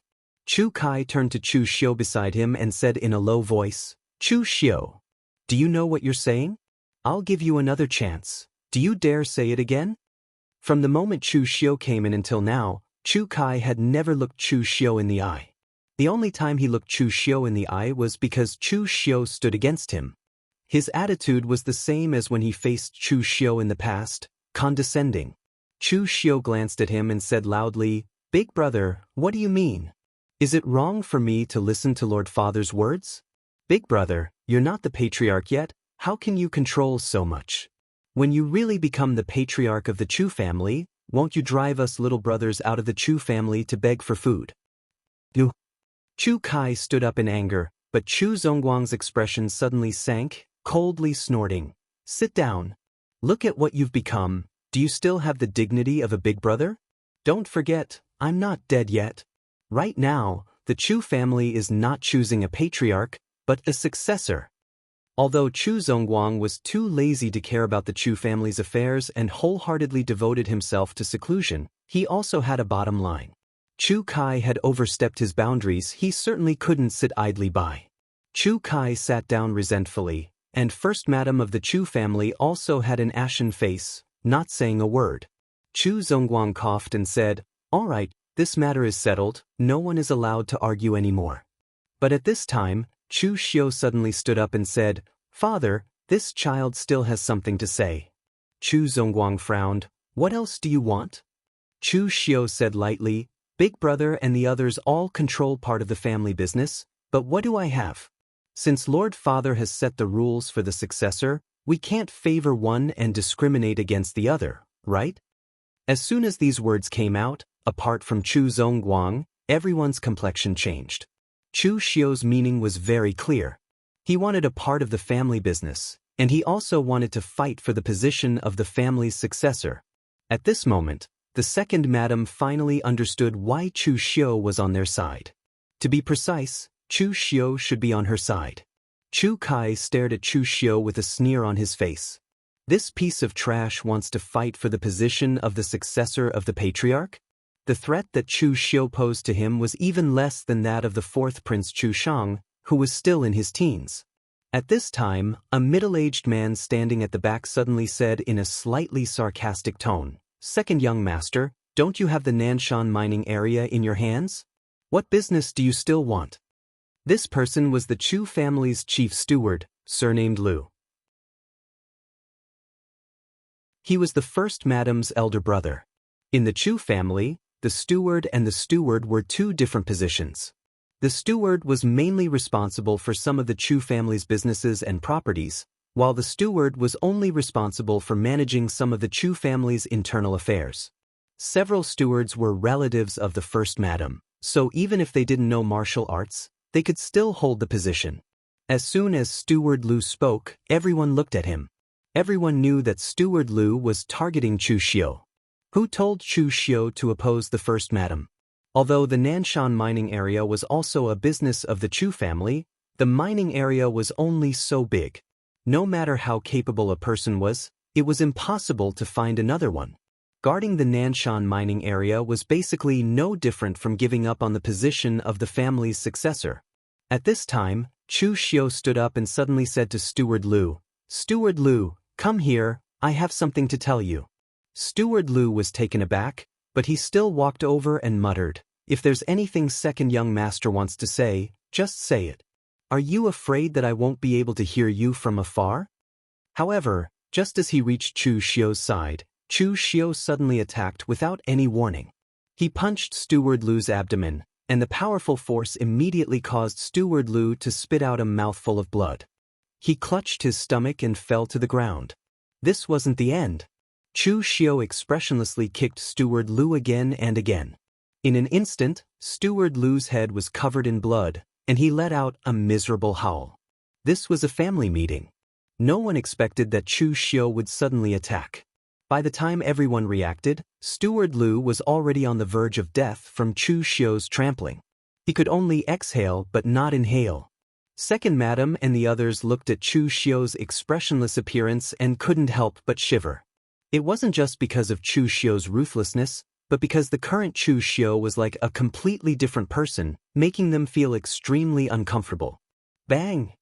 Chu Zongguang angrily slammed his palm down, and the table next to him was immediately torn apart. Enough! Chu Xiu! What do you want to do? Don't you have any respect for your father by attacking me in public? Seeing Chu Zongguang's anger, Chu Xiu stopped, his eyes faintly flashing a strange light. It seems that he really wasn't in his father's good graces before. Just now, when Chu Kai overstepped his authority in front of him, he only scolded him, but now it was his turn to teach a lesson to a servant. Chu Zongguang was so angry that he directly slammed the table. Chu Xiu slowly cupped his hands towards Chu Zongguang and said, "Father, please calm your anger, I just couldn't control myself for a moment. Since when did a servant have the right to interrupt when the master is speaking? I haven't been back to the Chu family for more than a year. Has the Chu family become so unruly? Forgive me for speaking bluntly, but father, you are usually too kind, so these servants don't know the rules." Chu Xiu coldly glanced at Steward Lu at his feet and said, "If this kind of trash was placed in the Nanshan mining area, I would have already thrown him out to light the sky lanterns. Father is kind, but I, Chu Xiu, am not so easy to deal with." Chu Xiu explained while flattering Chu Zongguang a few words, which made Chu Zongguang's anger dissipate. Although Steward Lu was a relative of the First Madam, he was still just a servant. How could he let his son apologize for a servant? Although this was only the son he disliked the most. Moreover, he was in seclusion all year round, so he didn't care much about the family's affairs. This caused the servants to become somewhat unreasonable. Chu Zongguang waved his hand casually and said, "Forget it, remember next time, this is the Chu family, not the Nanshan mining area. If there's anything, we can talk it out. I'll punish you by giving 3 months of your salary to Steward Lu to recover." Chu Xiu immediately cupped his hands and said, "I understand. But father, what should I do about the matter I mentioned before? I can't really guard the Nanshan mining area, can I? Otherwise, what's the point of the heir calling me here?" Chu Zongguang frowned. Although he had never thought of passing the position of the head of the family to this son he didn't really like, he couldn't go too far in front of so many people. At this moment, the First Madam spoke up with dissatisfaction, "Master, are we just going to let this matter go? Chu Xiu did this in front of so many people, he didn't even put you in his eyes." Hearing the First Madam's words, Chu Zongguang's expression suddenly became gloomy. He snorted coldly and said, "What else do you want me to do? Make him pay with his life for housekeeper Lu's? I've already said that I'll let this matter go. From today onwards, the caravan of the Chu family heading to the Yan Kingdom will be under the management of Chu Xiu. The caravan should be on its way back now. When it reaches the Chu family, you will be in charge." Chu Xiu bowed to Chu Zongguang and said with a smile, "Thank you, Lord Father." When Chu Xiu stood up, he saw the First Madam and Chu Kai's ashen faces. Chu Xiu didn't care. These two were a pair of idiots. The First Madam was from a large family, but she didn't know her place.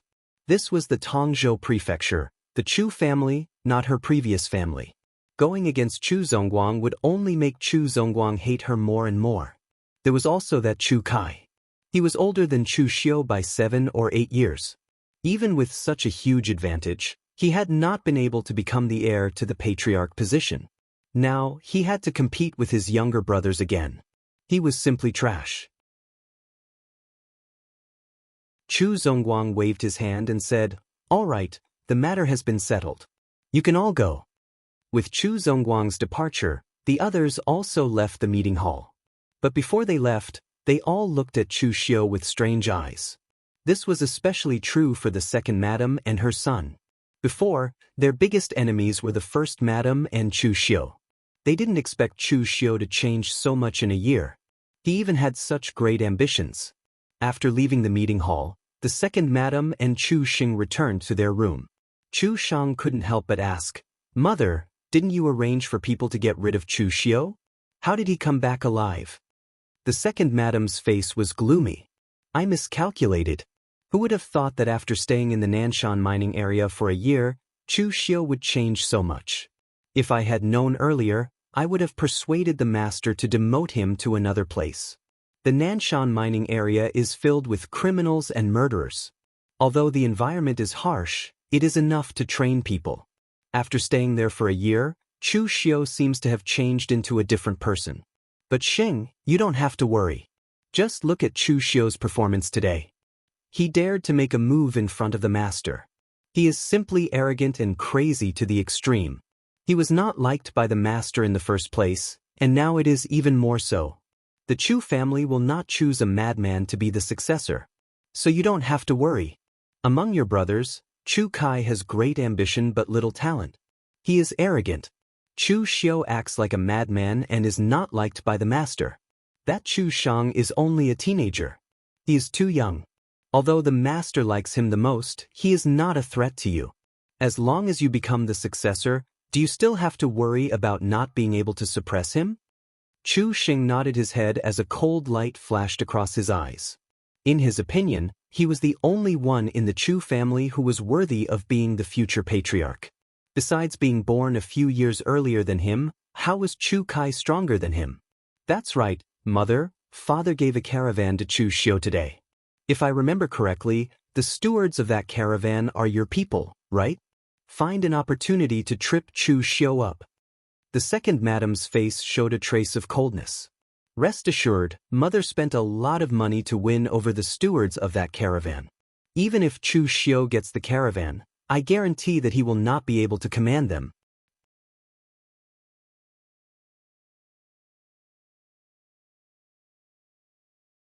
Chapter 9. The Chu clan's residence was very large, but the place where Chu Xiu, the son of a concubine, lived wasn't very big. It was just an ordinary courtyard, smaller than the other three brothers. Having fused the memories of 2 lifetimes, Chu Xiu's mind was still a little muddled about the rest, except for some important things. After exiting the meeting hall, he thought for a while before remembering where he was staying. Pushing open the door to his courtyard, he saw Gao Bei waiting inside. When he saw Chu Xiu return, Gao Bei went up to him and said, "Young master, is the meeting over? Would you like to eat something? This lowly one will prepare it for you." Chu Xiu shook his head and said, "There's no need to rush. Where is the clan's dispensary for receiving cultivation resources? I haven't received any cultivation resources for a year, so I should have accumulated quite a bit, right?" Gao Bei's mouth moved, as if he wanted to say something, but he swallowed it back down. Chu Xiu said indifferently, "I know what you want to say. You want to say that I didn't have the qualifications to receive cultivation resources in the past, and even if I go now, they might not be willing to give it to me, right?" Gao Bei smiled awkwardly, not daring to reply. In fact, Chu Xiu also knew what was going on. As a son of a concubine, Chu Xiu had never been valued since he was a child.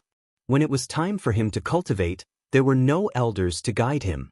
When he had already missed the best period for cultivation, the Chu clan randomly sent a guard to teach him martial arts. Every direct descendant of the Chu clan had the qualifications to receive cultivation resources every month, but these things had never fallen into Chu Xiu's hands since he was a child. They had all been taken away by someone else, and that person was the eldest young master of the Chu clan, Chu Kai.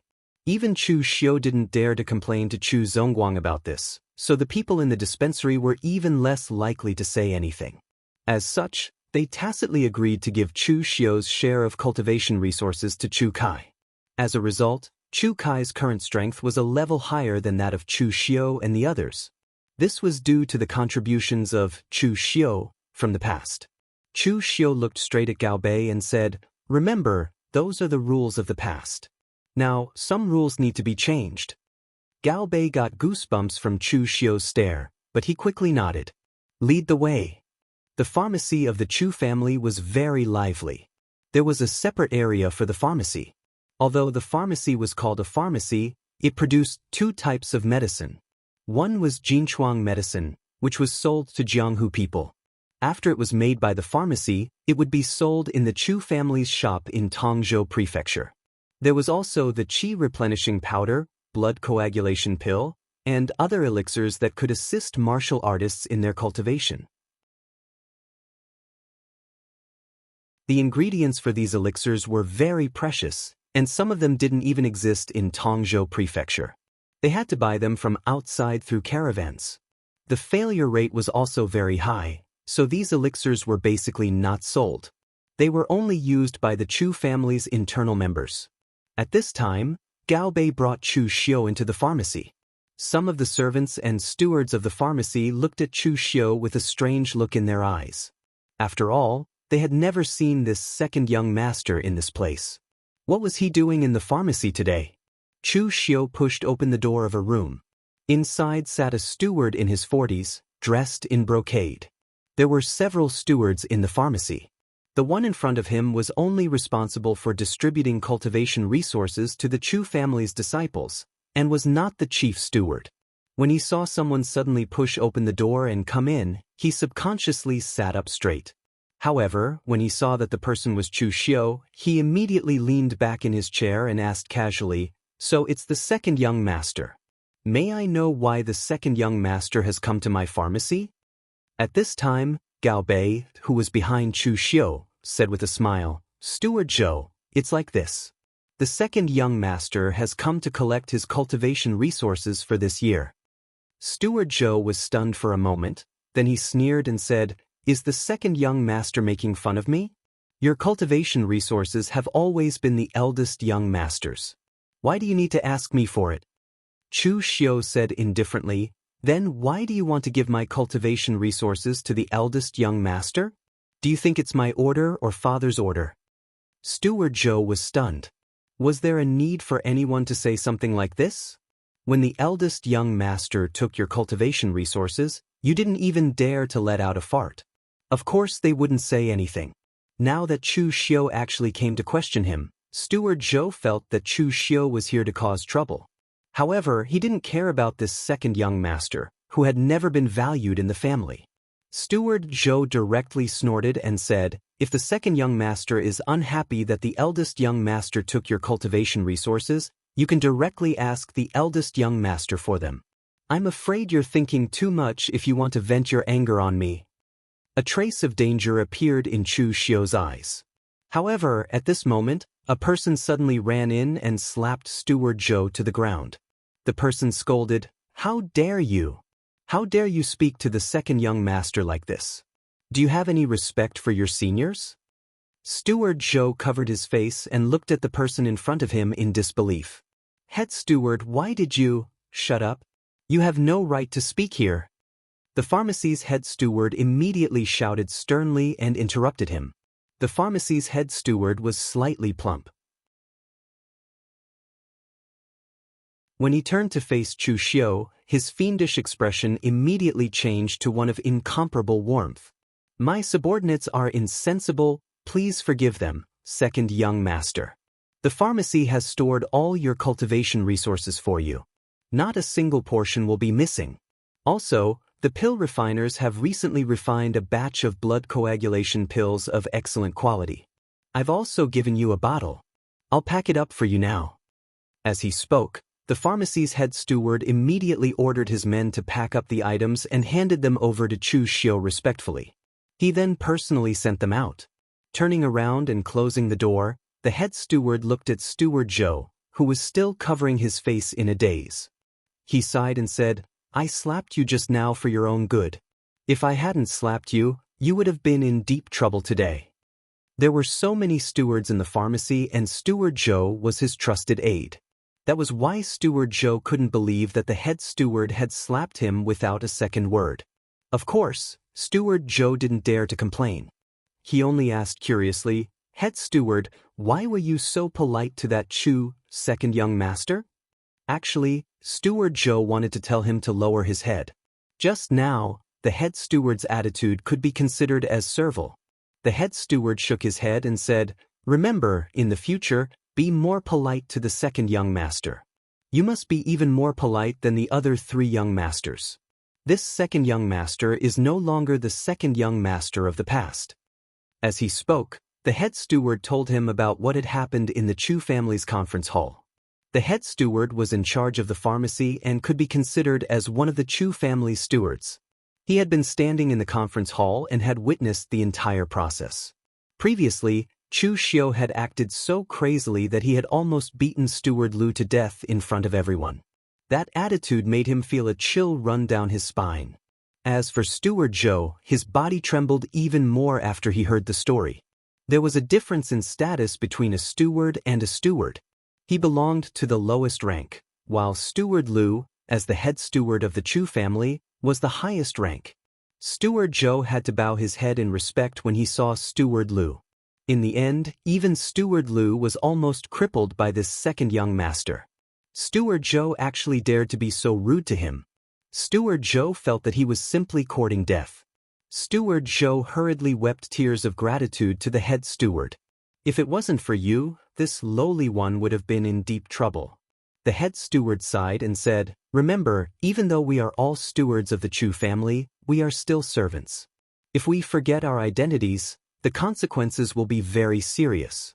Just like Steward Lu, he forgot his identity. In the end, not only will he be disgraced, he will also have to lie in bed for a few months. On the way back to his courtyard, Gao Bei couldn't help but say to Chu Xiu, "Young master, you were really impressive just now. Even the head steward of the pharmacy was so courteous to you." "Courteous?" Chu Xiu shook his head and said, "It wasn't courteous, it was reverence. If you can't be good enough to make everyone respect you, then you can only be evil enough to make everyone fear you." Gao Bei shook his head in confusion and said, "I don't understand." Chu Xiu pushed open the courtyard's gate and said, "Of course you don't understand. If you did, you wouldn't have been unable to become a steward after so many years." Looking at the slightly empty courtyard, Chu Xiu said to Gao Bei, "Go find some wooden stakes to erect in the courtyard." "Young master, what do you need wooden stakes for?" Chu Xiu's eyes revealed a hint of brilliance and said, "To practice the saber." If one wanted to advance on the path of martial arts, they needed talent, perseverance, fortuitous encounters, and comprehension. There was no difference between them, but to reach the peak, none of them could be lacking. For the current Chu Xiu, his talent could only be considered average. As for his comprehension, he didn't know much about it. As for fortuitous encounters, Chu Xiu knew quite a bit, but he didn't have the strength to snatch them. So now, Chu Xiu could only work on his perseverance. Gao Bei went to prepare the wooden stakes. Seeing that the sky was getting dark, he also got someone to send dinner over. Although Gao Bei's ability was average, he was conscientious and meticulous when doing things. Returning to his room, Chu Xiu took out the medicinal pills he received from the pharmacy. Among them, there were 2 packets of qi replenishing powder a month, which should be 24 packets a year. However, the head steward of the pharmacy gave him 30 packets. There was also the blood condensation pill, 3 pills a year, but Chu Xiu had 10 pills in this bottle, and their quality was also high. The preparation of this qi replenishing powder was relatively simple. He just needed to grind some herbs into powder according to a certain ratio and mix them together. It could replenish qi and strengthen the body, and assist in cultivation. However, there were several herbs that were more precious, and they couldn't be bought in Tongzhou Prefecture. As for the blood condensation pill, as the name suggested, it was used to help martial artists condense the body's qi and blood to break through to the blood condensation realm. It needed a special alchemist to refine it. The process was complicated, and there was a chance of failure. Even the Chu family only dared to refine it once a month. Taking out a packet of qi replenishing powder, he mixed it with water and swallowed it. After a while, Chu Xiu felt a heat rising from his body. He quickly began to operate the Xiantian skill to refine this medicinal power.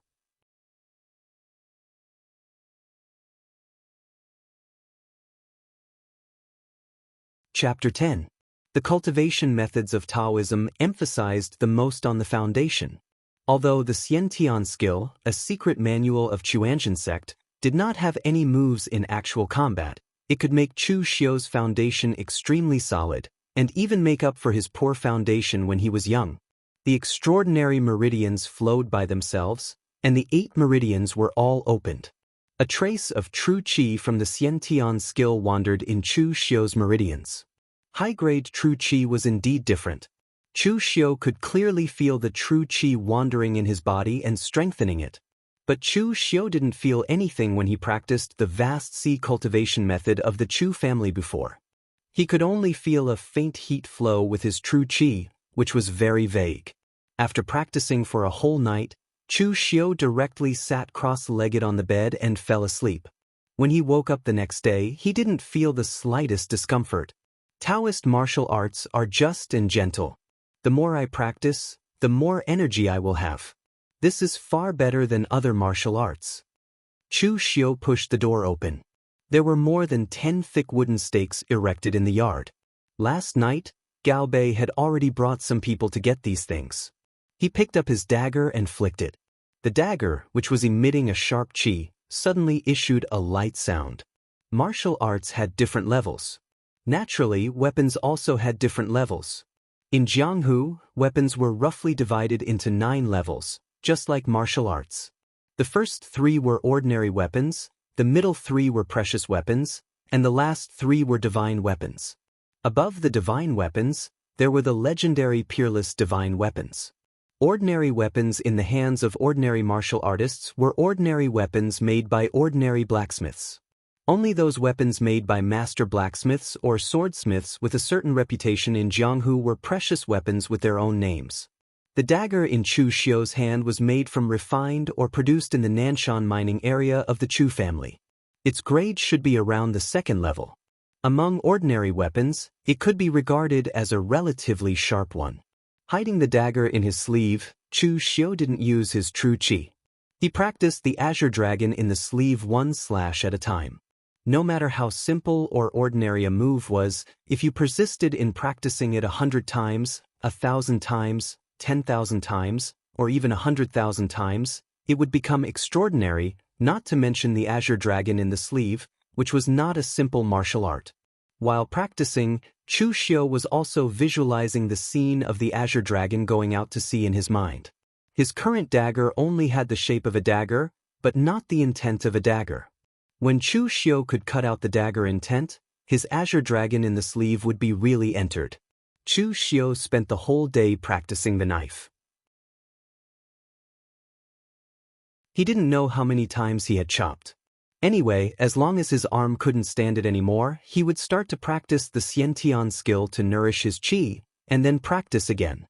Now, Chu Xiu had no talent, and his comprehension was unknown. He couldn't grab the opportunity, so he could only work on the aspect of perseverance. In the evening, Gao Bei came to deliver food to Chu Xiu.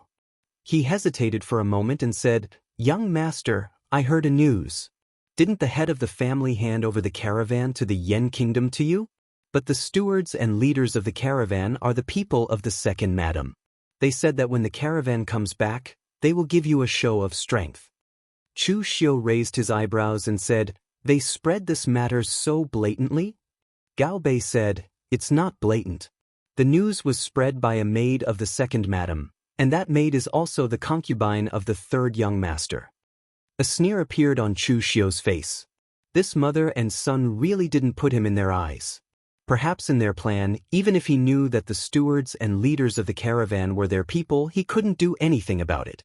Unfortunately, this mother and son still underestimated the ruthlessness of Chu Xiu. Those who didn't listen to him were no different from dead people.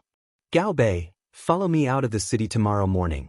We will go to Shangmeng Mountain and find the bandit leader, Ma Kuo, that you invited last time."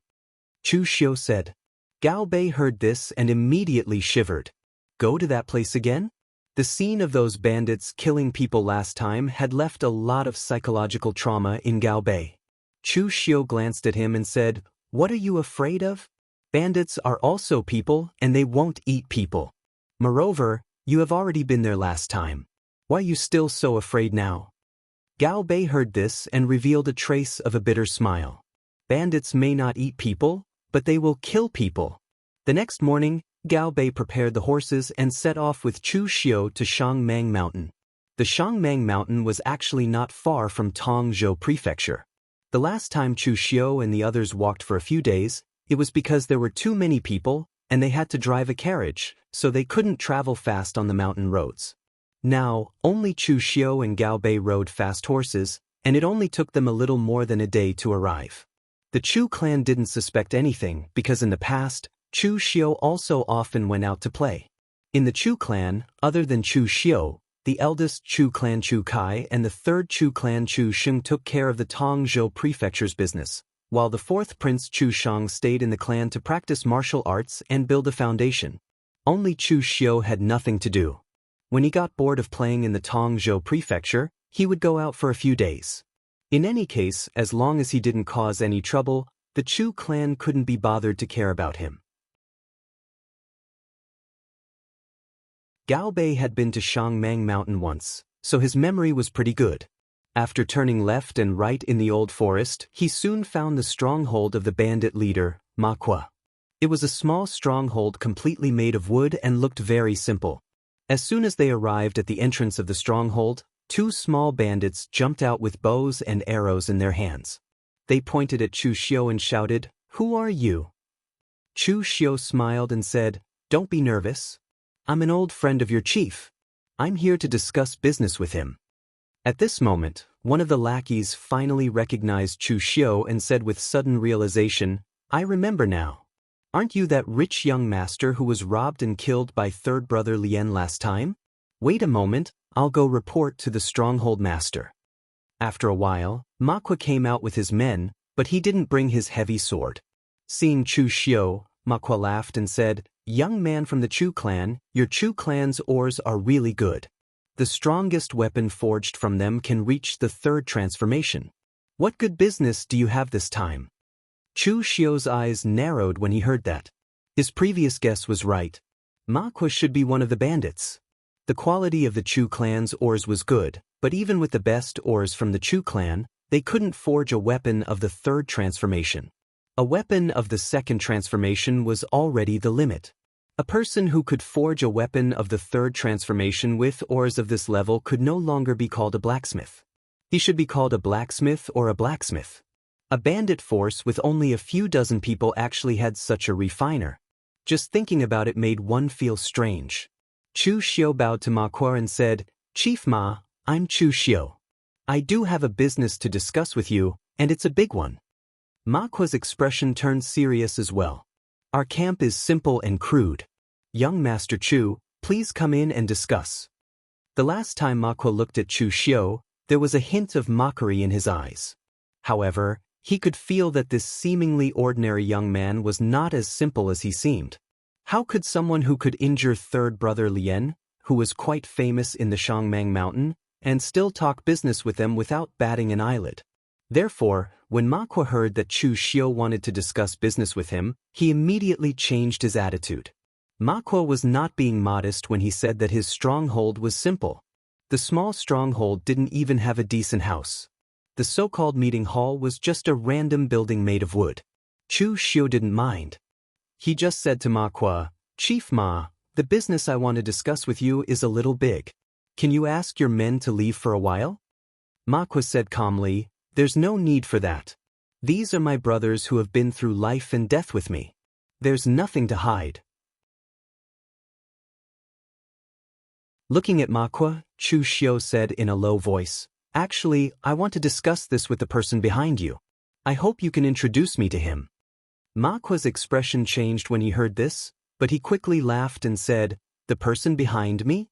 Other than my brothers, who else do I have?" Chu Xiu said slowly, "Chief Ma, you don't have to hide it from me. I know you are not a bandit." Ma Kuo put away the smile on his face and put his hand behind the chair. He quietly grabbed the heavy sword and said, "What a joke! If I don't look like a bandit, what else can I be?" Chu Xiu looked straight into Ma Kuo's eyes and said in a low voice, "You are bandits. The remnants of the 36 northern bandits." As soon as Chu Xiu said this, not only Ma Kuo, but all the bandits' expressions changed. Ma Kuo raised the heavy sword in his hand and was about to slash at Chu Xiu.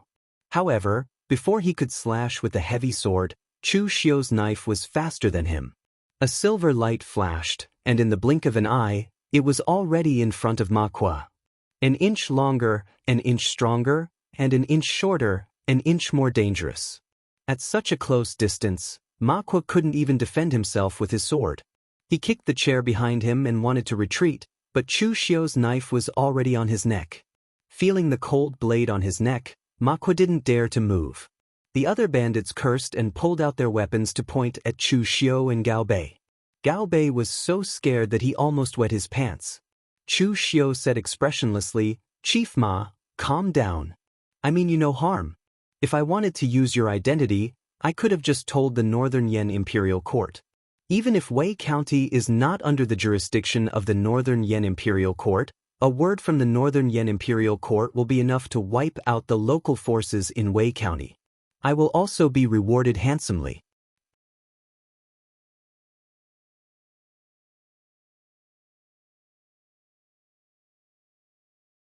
Chapter 11.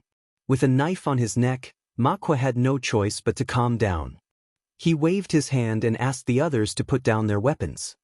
He looked straight at Chu Xiu and said, "Tell me, how did you know about us?" Chu Xiu said calmly, "I guessed it. Master Ma's kung fu is pretty good. I can tell that you're not from an unorthodox background. And judging from your behavior, although you look like bandits, you're very obedient. You don't have the sloppiness of ordinary bandits." Moreover, Stronghold Master Ma mentioned the two words Chilean last time. This makes people even more suspicious. Other than the Chilean Iron Cavalry of the 36 bandits of the northern lands, bandits and Chilean together, I really can't think of anyone else. Ma Kuo smiled bitterly and said, "Damn it, I didn't keep my mouth shut." In fact, although Chu Xiu said that he had relied on these detailed observations, he was actually able to confirm the identity of the other party because the original plot mentioned information about the 36 northern bandits. Small fights were called bandits, but when they were developed to the extreme, they would become great bandits who would plunder the world. There were three great powers in the world: Northern Yan, Eastern Qi, and Western Chu. Their strength was similar now, but a few decades ago, Northern Yan was extremely weak. It was attacked by Eastern Qi and Western Chu together. It couldn't even manage its external affairs, let alone its internal affairs. In troubled times, bandits rose up. In the Northern Yan Kingdom, groups of bandits quickly grew and became the 36 Northern Bandits. They were so powerful that they even dared to rob the Northern Yan Imperial Court and the major sects in the Jianghu. But later, Northern Yan rose again. It was said that the 36 Northern Bandits also offended the Northern Yan martial arts sect, the Northern Snowfall City. They were defeated by the Northern Yan Imperial Court and the Northern Snowfall City. The leaders of the 36 Northern Yan were either killed or crippled. They were no longer a threat. In the original plot, there was news that the 36 Northern Bandits had appeared in Wei County. It was because of this news that Chu Xiu could confirm Ma Kuo's identity. Chu Xiu removed his saber and said calmly, "I know your background, Chief Ma, but I didn't announce it. Chief Ma should know my sincerity now, right?" Ma Kuo rubbed his neck and mumbled, "Your blade is indeed fast, but if the distance was any further, I wouldn't have given you the chance to get close to me." Ma Kuo put on a brave front and asked, "What do you want to trade with my boss? You can tell me first." Chu Xiu said in a deep voice, "I know the whereabouts of the leader of the Chilean Iron Cavalry of the 36 Great Bandits, red-faced Heavenly King, Pang Hu. I wonder if this information is enough for us to trade?" Ma Kuo was shocked and shouted, "Do you really know where the first master is? You're not lying to me." Chu Xiu said indifferently, "Bring me to see the person behind you." He will naturally be able to tell whether what I said is true or false. Moreover, I won't dare to lie when I get there. Makwa thought for a while and said, "All right, then come with me. My boss is at the northern Mang Mountain. It will take a few days to get there." The northern Mang Mountain was originally just a mountain range, but the mountain range in the middle was slightly smaller. The Tong State Prefecture was located in the middle, so the locals in Wei County called it the northern Mang Mountain and the southern Mang Mountain. Chu Xiu was currently at the southern Mang Mountain, which led to the southern mountain mining area. The northern Mang Mountain was located in the north of the Tong State Prefecture, which led to the Yan Kingdom. Makwa brought Chu Xiu all the way to the northern Mang Mountain. It took them 5 days to reach the northern Mang Mountain by taking shortcuts. In the northern Mang Mountain, a sizable stronghold appeared in front of Chu Xiu. There were tall watchtowers around it, and it looked much more formal than Makwa's stronghold. Makwa explained, "After we came to Wei County, my boss built a stronghold here. But just in case, we have a small group of people scattered outside, just like my stronghold." Makwa whistled a few strange sounds, and immediately a few bandits came to him. They cupped their hands and said to Makwa, "Boss Ma, how come you have time to come back today? Who is this guy?" Makwa said, "An acquaintance. I will bring him to see the boss first." The bandits nodded and left. Obviously, Makwa had enough prestige here that he was worth the trust of these bandits. After arranging a meeting room for Chu Xiu, Makwa left immediately. Obviously, he was going to see the person behind him. Chu Xiu was not in a hurry. He quietly drank his tea. After a while, Makwa walked in with a tall and muscular man who was also in his 30s. He had a leopard's head and a pair of round eyes. This man was much stronger than Chu Xiu. He had reached the blood condensation realm, and from what Chu Xiu could see, he had even reached the peak of the blood condensation realm. He was only 1 step away from the Xiantian realm. The man looked at Chu Xiu, and a fierce aura came from him. He said in a deep voice, "So you are the one who said you know where the boss is?" Makwa quickly said, "This is Boss Han Bao. He used to be one of the boss's personal guards." Chu Xiu stood up and cupped his hands. "Yes, I am. Chu Xiu greets you, Boss Han." Han Bao waved his hand and snorted. "Don't talk nonsense. Tell me what you want. Of course, don't even think about asking for too much. Otherwise, I can pry the boss's information out of your mouth." Chu Xiu shook his head. "Boss Han, you don't need to scare me. Actually, I didn't plan to trade this information with you. Now, I will tell you as a gift." As far as I know, after the boss was injured by the Northern Yan Imperial Court, Pang, who has been hiding in the barren mountains and forests of Liaodong County in the north.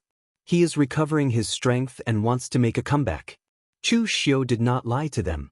In the future, this scarlet-faced heavenly king, Pang, who had indeed caused some trouble for the Northern Yan Imperial Court after he had recovered his strength. Unfortunately, it was only a small problem and was easily resolved by the Northern Yan Imperial Court. Han Bao was puzzled. "You are not lying to me?" There were people from the Northern Floating Snow City who participated in the extermination of the 36 bandits. The Northern Floating Snow City is in the north. Why would the boss continue to stay in the north? Chu Xiu said indifferently, "The barren mountains and forests of Liaodong are uninhabited. Neither the Northern Floating Snow City nor the Northern Yan Imperial Court will enter it. Only some herb gatherers enter occasionally. Boss Pang, who only wants to recover his strength, not to expand his power. This place is perfect for him. Moreover, you all should have heard of the saying that it is dark under the lamp. Even your own people did not expect that Pang who would stay in the north, let alone the Imperial Court and the Northern Floating Snow City. If Boss Han doesn't believe me, you can send someone to Liaodong County to take a look. There must be a secret signal that Boss Pang who left for you. From here to Liaodong County on horseback, it will take about a month." Han Bao's expression softened after hearing this. He cupped his fists at Chu Xiu and said, "If we can really find the boss, I, Han Bao, will owe you a favor. Tell me, what do you want?" Chu Xiu didn't say what he wanted.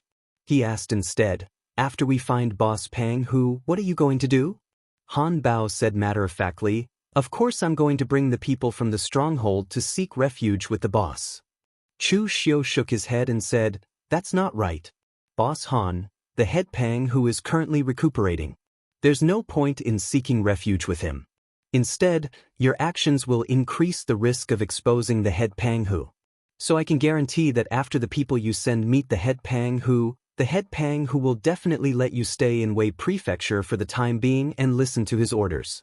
So what you need to do now, Boss Han, is to accumulate money and cultivation resources in Wei County to prepare for the future rise of the boss." Han Bao's eyes flickered. He was a boorish man. When he followed Pang Hu, he was just an ordinary guard, loyal and courageous. However, he wasn't an idiot. Although Chu Xiu's words sounded nice, he wouldn't just believe the words of an outsider like Chu Xiu. Han Bao asked directly, "Chu Xiu brat, why are you so considerate of me? Although your Chu clan only has a bit of influence in Tong province, you are still a local tyrant. Don't tell me you want to join our northern 36 bandits?" Chu Xiu said in a low voice. "What I want is very simple. I don't want to make a deal with you, Boss Han. I want to cooperate, a long-term cooperation." "Cooperation? What kind of cooperation?" Chu Xiu pointed at the Shangmang Mountain outside and said, "Wei County is a lawless area. The northern Yen rule over Wei County in name only, so there are bandits running rampant in Wei County. Even in this Shangmang Mountain, there are probably dozens of groups of bandits. However, these bandits have gone too far. They rob and kill, showing no mercy to the traveling merchants." Han Bao sneered, "We are bandits, and they are merchants.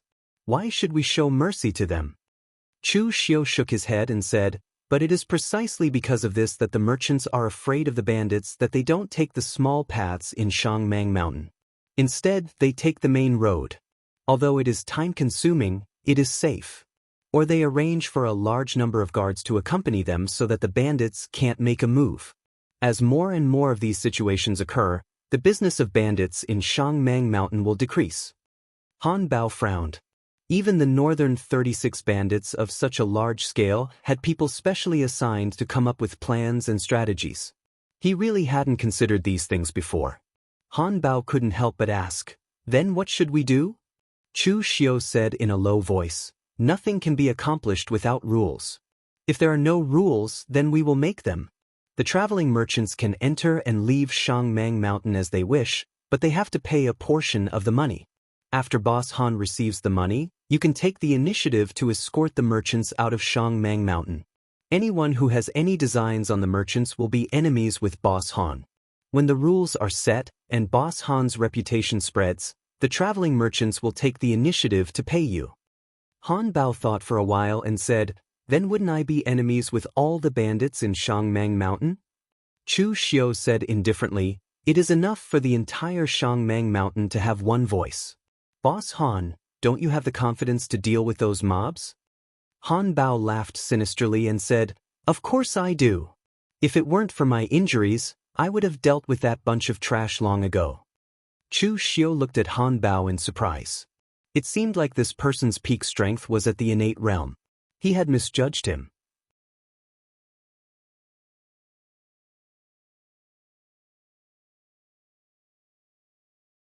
Chapter 12. Han Bao was a boorish man, but he was no idiot. He could naturally tell if Chu Xiu's plan was good or bad. In the past, among the 36 bandits of the northern lands, there were some who specialized in giving them advice and suggestions. There were even a few leaders of the 36 bandits of the northern lands who were scheming and skilled in calculation. If Ma Kuo hadn't told him about Chu Xiu's identity, Han Bao would have wanted to recruit Chu Xiu into their stronghold. Although Chu Xiu's strength wasn't worth mentioning, based on what he had said today, this Chu Xiu had the right to negotiate with Han Bao.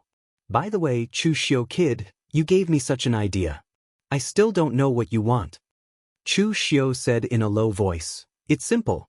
I also have a caravan in the Chu family, and I hope that my caravan can enter and leave Shangmang Mountain without any obstructions.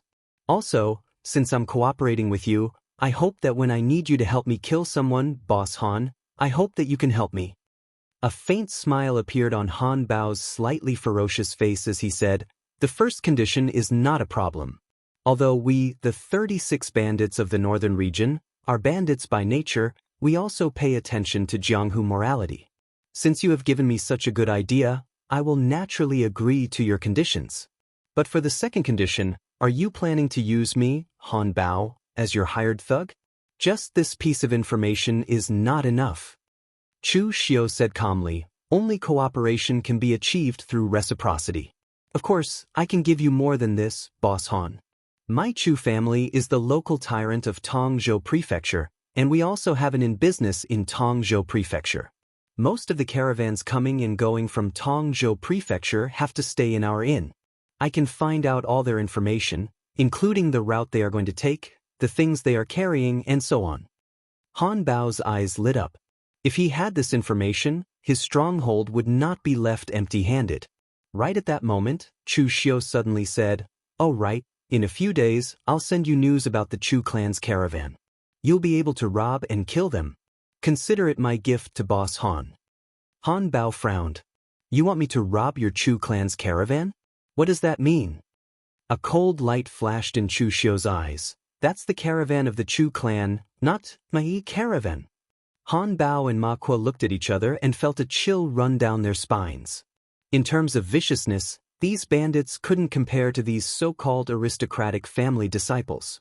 They were so vicious to their own people, let alone to others. After Boss Han agreed to Chu Xiu's terms of cooperation, Chu Xiu agreed to contact the other party before returning to Tongzhou Prefecture. Gao Bei was also sent back by Ma Kuo's men.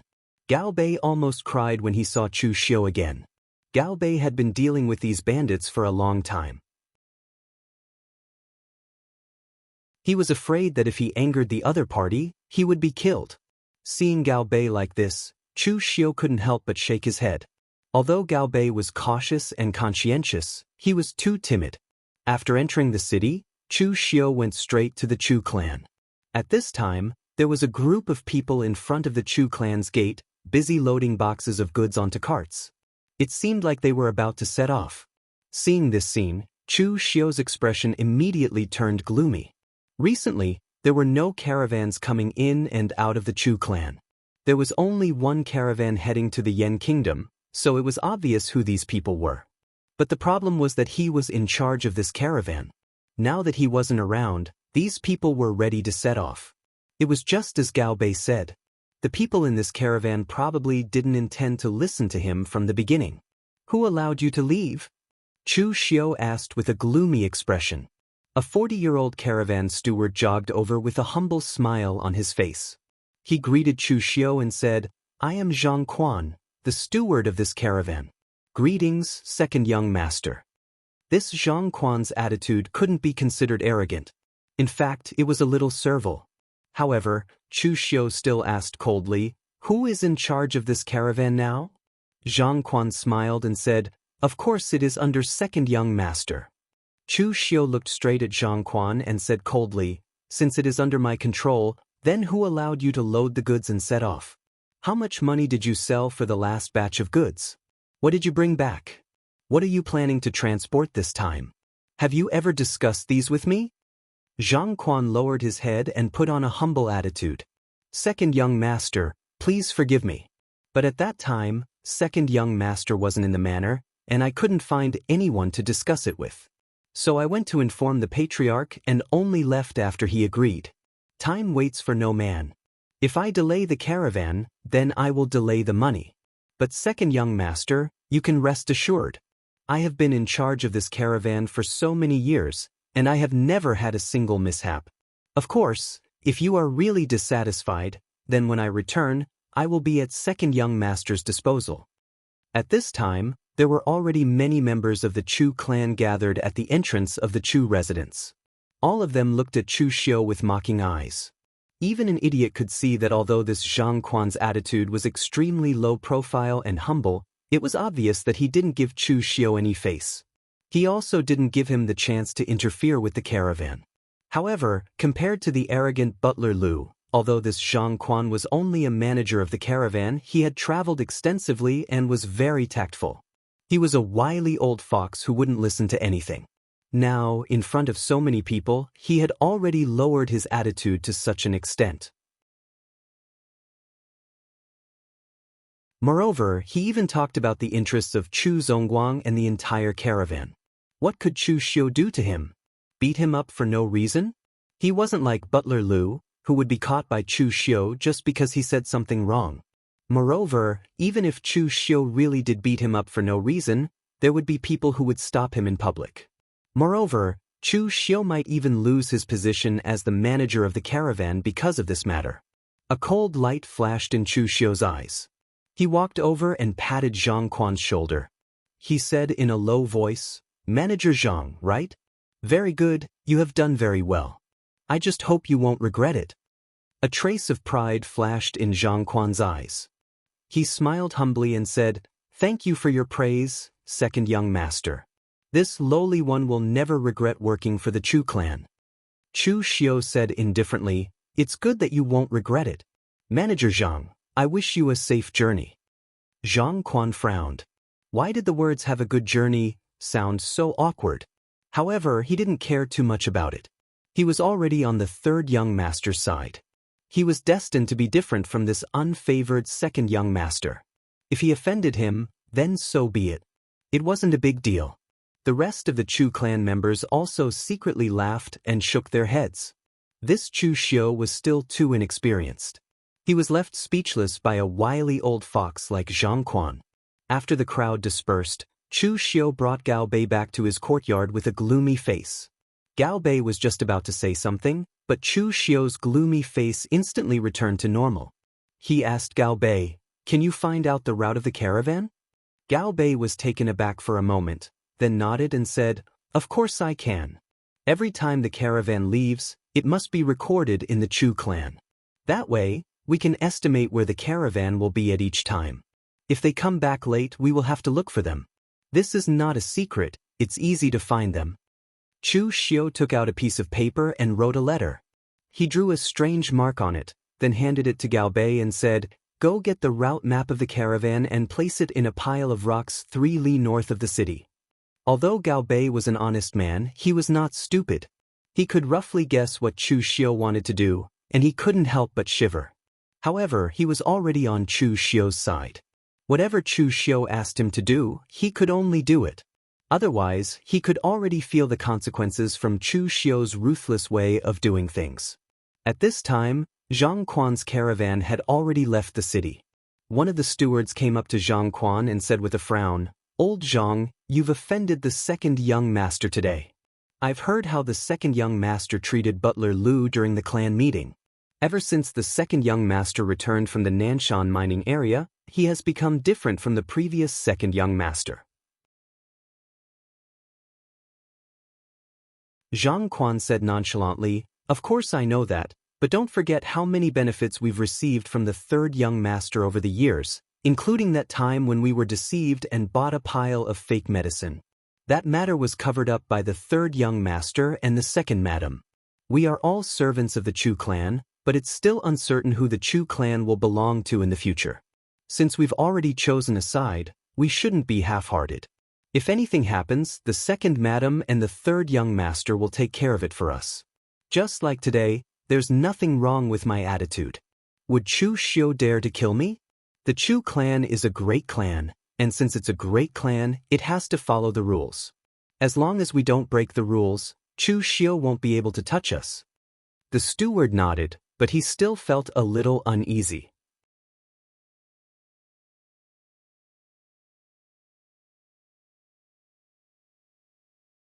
Chapter 13. When night fell, Zhang Quan led the caravan straight into the dense forest of Shangmang Mountain. There were only about 100 people in the Chu clan's caravan, so their ability to fend off the bandits wasn't that great. However, Zhang Quan and the others were veterans in this caravan, and they had a wealth of experience. If they couldn't fend off the bandits, then they could just hide.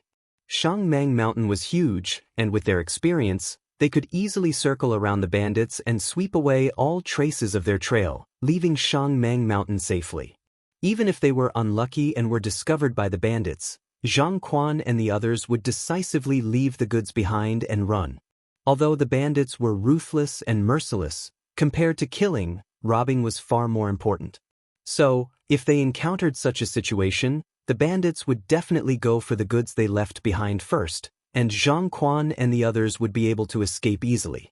It was inevitable for a caravan to run into such situations. As long as they didn't get into trouble often, the Chu clan wouldn't blame them. They would make up for their losses with a few more trips. Zhang Quan looked up at the sky and whispered to the caravan, "Let's go a bit further. There's a fairly large cave up ahead. We'll rest there." Suddenly, a loud laugh sounded.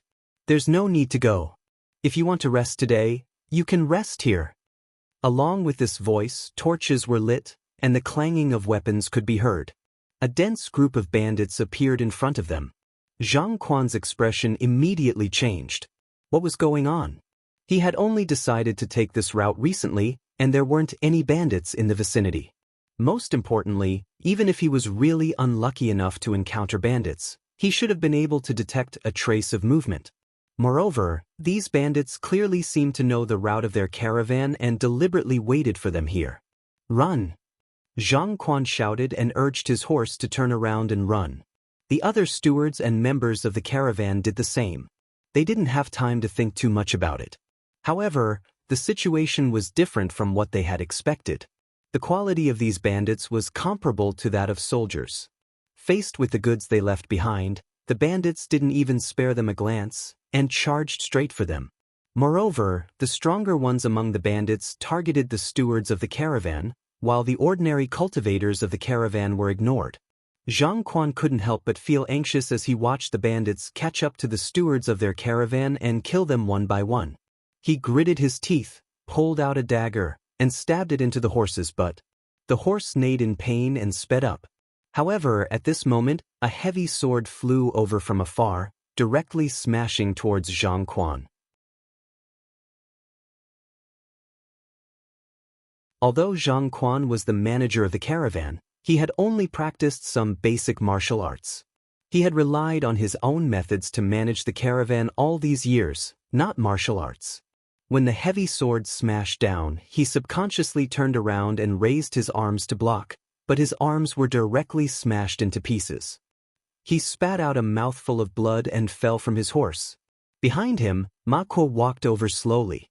He picked up the terrified Zhang Quan and whispered into his ear, "Zhang Quan, right?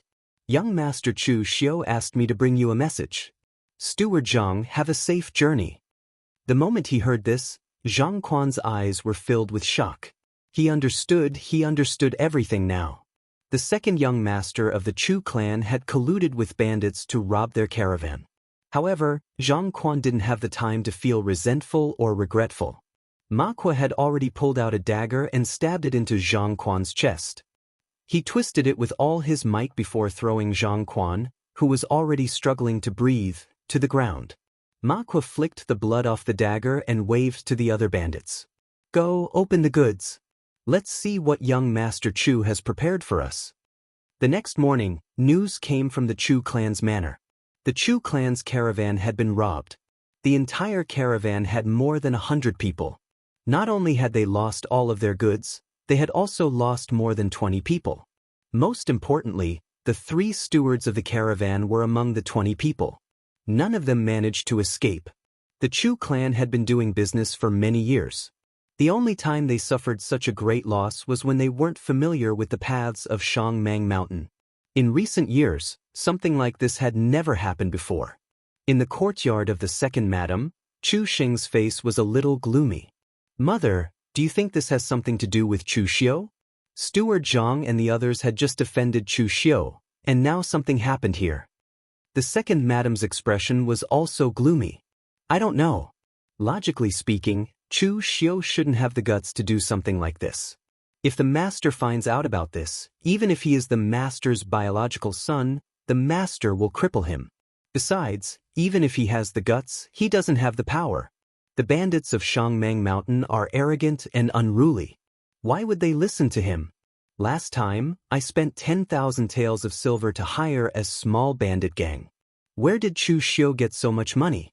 Before we have evidence, we shouldn't spread this matter. Otherwise, the master will be unhappy."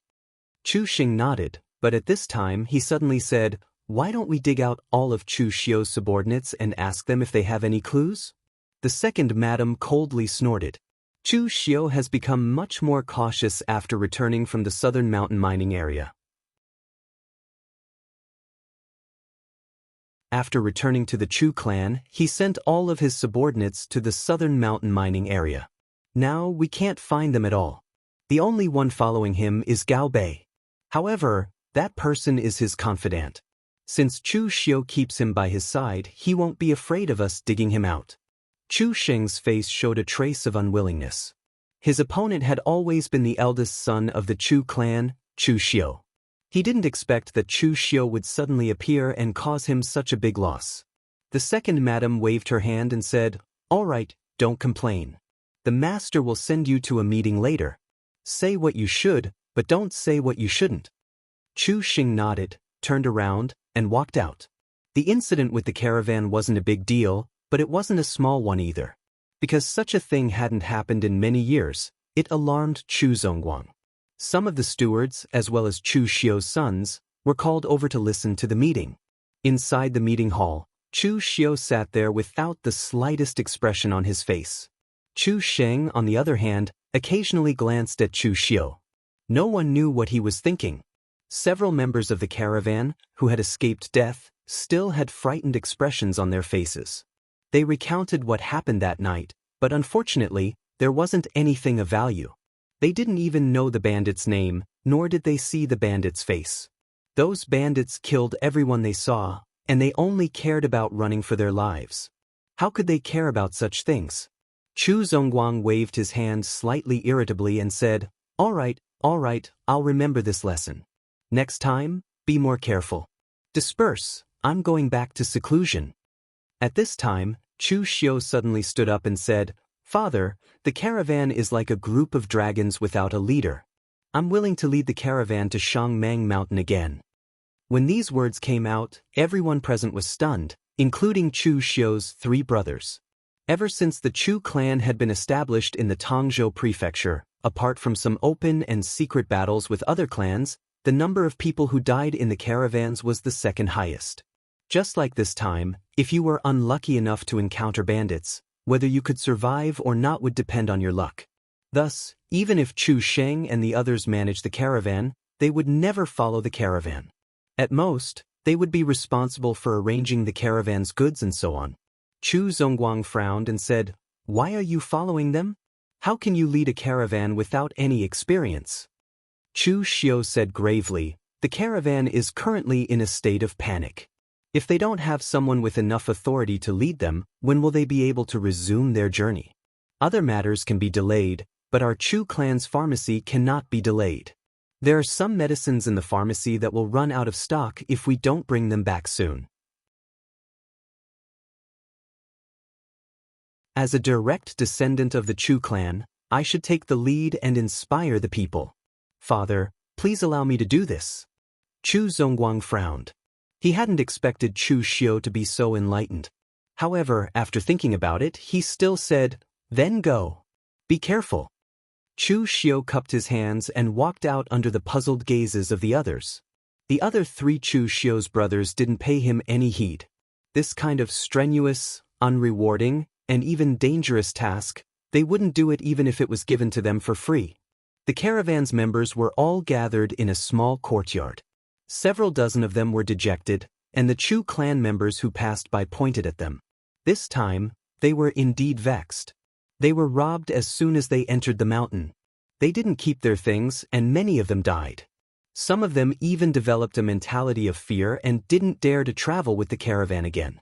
Chu Xiu parted the crowd and walked in. The group of people were also listless. Only a few of them stood up and cupped their hands at Chu Xiu. "Greetings, second young master." Chu Xiu glanced at the crowd and said, "Pack up. The caravan will set off for the Yan Kingdom again."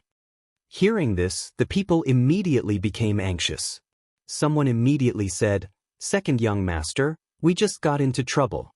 No matter what, we need to recuperate for a while and think of a countermeasure before we leave.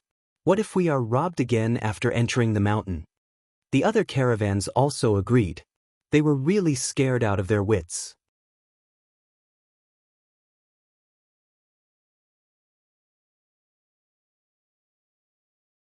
Chapter 14. It was Chu Xiu who had sent Han Bao to rob the caravan, but Chu Xiu only intended to kill Zhang Quan and the other stewards. He intended to keep the others alive. Otherwise, what would be the point of a caravan if there wasn't a single person left? In truth, not many of them had died, but those who survived seemed to have been scared out of their wits. They didn't dare to move any further. This made Chu Xiu sneer coldly in his heart. That cheap father of his really didn't care about the Chu clan's affairs at all. These servants had already been spoiled to this extent, and yet he didn't care about them at all. Looking at the crowd, Chu Xiu said coldly, "Recuperate for a period of time? Think of a countermeasure? What a joke. It's not like you're the ones who died. You didn't even suffer a single injury, so what's there to recuperate for? As for a countermeasure, the bandits of MT Mang have been wreaking havoc for decades. Even the Wei Commandery's Northern Yen Imperial Court can't do anything about it, and you want a countermeasure? A bunch of trash. If you're afraid, just say it. Stop finding excuses." The members of the caravan were all furious. However, no matter what, Chu Xiu was still the second young master of the Chu clan. They weren't even stewards, so they didn't dare to challenge Chu Xiu. They could only remain silent with angry expressions on their faces. Chu Xiu sneered. "Do you think it's over if you don't say anything? The Chu clan has so many businesses, and the treatment given to the caravans is the best. The other servants only get 1 tael or 2 taels of silver a month, but your caravan gets at least 10 taels of silver a month, and the stewards can even get up to 100 taels of silver. The Chu clan doesn't give you so much money to be the boss here. Even if you're afraid of death and don't want to go, there are plenty of people who want to go. Gao Bei." Chu Xiu shouted. Gao Bei immediately walked out and said, "I'm here." Chu Xiu said calmly, "Go, tell those servants in the Chu clan's odd job office that if they dare to risk their lives, my caravan will dare to take them. The minimum salary is 10 taels of silver a month, and as long as they return safely, I will give them half of our profits as a reward." Chu Xiu then turned his attention to the other members of the caravan and said lightly, "As for you guys, it's fine if you don't want to risk your lives in the caravan. Go find Steward Lu and ask him to assign you a new place. Of course, Steward Lu is still lying in bed, so he probably doesn't have time to care about you guys." The expressions of the people in the caravan changed. They didn't expect Chu Xiu to be so ruthless. He actually wanted to kick them out of the caravan. To be honest, of all the businesses the Chu clan had, caravans were treated the best. Furthermore, they hadn't encountered any major dangers in the past few years. This was the only time they had been frightened. Just because they had to give up such a good position this time, those who had been firm just now immediately began to hesitate. Moreover, compared to when Zhang Quan was in charge of the caravan, the second young master was much more generous. He was actually willing to take out half of the profits as a reward. Even though this 5% seemed like a small amount, and it was even less when divided among the 100 or so people, the profits of each caravan were several thousand taels of silver. On average, they would still receive a few taels of silver. This was already quite a lot for them. Right at this moment, the person who had jumped out to question Chu Xiu was the first to change sides. He hurriedly begged, "Second young master, I was blinded by greed just now. The Chu clan has treated us well. Please give me a chance, second young master." Chu Xiu didn't know anything about caravans. Now that the stewards were dead, there was no way he could really chase them all out of the caravan. As such, Chu Xiu said calmly, "You only have one chance. If you don't grasp it, don't blame me for being ruthless. Those who are willing to stay with the caravan, come with me." Out of the 70 or so members of the caravan, only a dozen or so were truly scared out of their wits. They would rather leave without the benefits of a caravan. As for the others, they obediently followed Chu Xiu to make preparations and set off once more. The rules of the caravan weren't too difficult. It was nothing more than a mutual exchange of goods. They would sell the specialties of Wei Commandery to the Yen Kingdom and make a huge profit. Then, they would bring some specialties from the Yen Kingdom back to Wei Commandery. However, even though it was safe to take the main road, it would take too long. They wouldn't even be able to circle around Shangmang Mountain in a month. If they were to pass through Shangmang Mountain directly, they would be able to make it back and forth twice in a month. This time, Chu Xiu was leading the caravan. He had already informed Han Bao that Han Bao's subordinates would cooperate with him to put on a show for the Chu clan, as well as the other bandits in Shangmang Mountain. After entering Shangmang Mountain, Chu Xiu took another trade route that Zhang Quan and the others had taken before. Along the way, the servants of the caravan were like birds startled by the mere twang of a bow, afraid that there would be more bandits. However, the reality was that whatever one was afraid of would come true. At this moment, a loud laughter suddenly sounded. "Come up, boys. Business is here. Kill them, but leave the goods behind." As soon as the words were spoken, over 100 bandits rushed out from the dense forest and surrounded the caravan. At this moment, the people in the caravan were already regretting to death. If they had known earlier, they wouldn't have followed Chu Xiu to court death. In the end, not only did they not get their money, they were about to lose their lives. However, at this moment, Chu Xiu suddenly said to Gao Bei, "Get the kerosene and prepare to light the fire." Gao Bei nodded and directly opened the carriage that was loaded with goods. He opened a clay jar at the top of the carriage, which emitted a pungent smell. Impressively, it was a jar of kerosene. At this moment, Gao Bei also took out a flint from his bosom, ready to ignite the kerosene at any time. Chu Xiu pointed at the clay jar and said in a deep voice, "Everyone, there is a kerosene jar like this on every carriage. You may kill for money, but the people of my Chu family will not allow themselves to be trampled on by others. At worst, I will burn the goods and then fight to the death with you. Don't even think about getting anything." The people in the caravan looked at Chu Xiu with a hint of surprise in their eyes. Obviously, they didn't expect this second young master to have such a trick up his sleeves. However, what if they encountered a hot-tempered bandit who would rather not have this thing and kill them? Among the bandits, a strong man carrying a machete walked out. Chu Xiu knew this person. He was one of Han Bao's trusted subordinates and had the strength of the body-tempering realm. Chu Xiu didn't know his real name, but the other bandits all called him Feng Yidao, meaning that his machete art was very fast, and he often killed people with a single blade. Feng Yidao pretended not to know Chu Xiu. He sneered and said, "You're still too inexperienced to play this game with me. Do you believe that I would rather not have these things and kill you all?" Chu Xiu shook his head and said, "Why bother? This hero, how about this? You and I have a match. If I lose, you can do whatever you want to me. If I win, everyone will let us leave. How about this?" Feng Yidao laughed and said, "A weak young master wants to fight with me? Since you want to court death, I will fulfill your wish." The other members of the caravan all frowned. They couldn't be blamed for being worried. In the Chu family, this second young master had never been famous for his strength. In the entire Chu family, only the young master was publicly acknowledged to have a good martial talent. He had already reached the blood condensation realm. Chu Xiu dismounted from his horse and took out the short blade in his hand. He cupped his hands towards Feng Yidao and directly attacked him.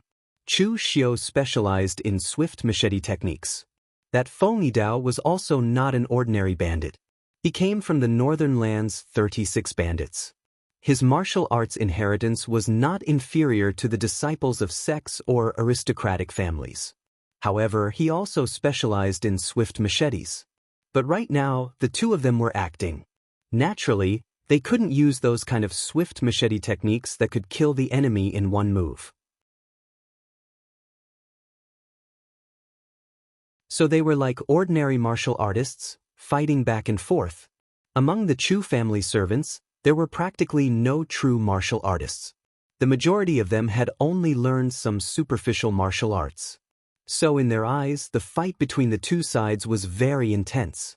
After exchanging a few dozen blows, Feng Yidao purposely went easy. Chu Xiu directly sent the machete in his hand flying. Cupping his hands, he said, "Thanks for letting me win." Feng Yidao's acting was not bad. He revealed a gloomy expression and said, Fine, you guys can leave.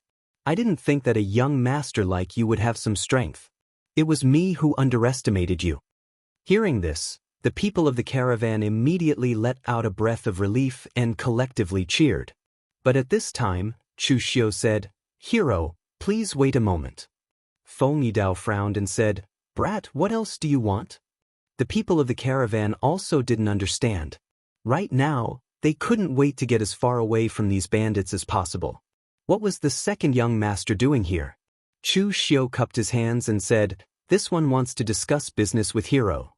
Feng Yidao pointed at himself and said, "Did I hear wrong? You want to discuss business with a bandit like me?" Chu Xiu nodded and said, "That's right, I want to discuss business. My caravan can transport this batch of goods to the Yen Kingdom and sell it for a few thousand taels of silver. But in reality, if this batch of goods were to fall into your hands with your ability, you would only be able to exchange it for a few hundred taels of silver. This is a difference of 10 times. I am willing to take out 1,000 taels of silver and invite heroes to escort my caravan out of Shangmang Mountain. In this way, heroes can be considered to have not made this trip in vain. In fact, it is even more than the money you can earn from robbing others." Feng Yidao's eyes instantly lit up. "Brat, your idea is not bad. Interesting, I agree." The people of the caravan all looked at each other. They had traveled Shangmang Mountain for more than 10 years, but this was the first time they saw such a method. But thinking about it carefully, they really didn't lose too much. Although 1,000 taels of silver was a lot, in the past, they had to hide from the bandits. But now, they could directly be escorted out of Shangmang Mountain by these bandits. The time spent was also much shorter.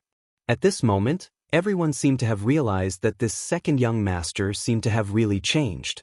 He was like a completely different person from the second young master in their impression. Chu Xiu's act was very successful. He had completely established his prestige in the caravan, and Han Bao could also spread this matter to let the other bandits know the feasibility of setting up such a rule.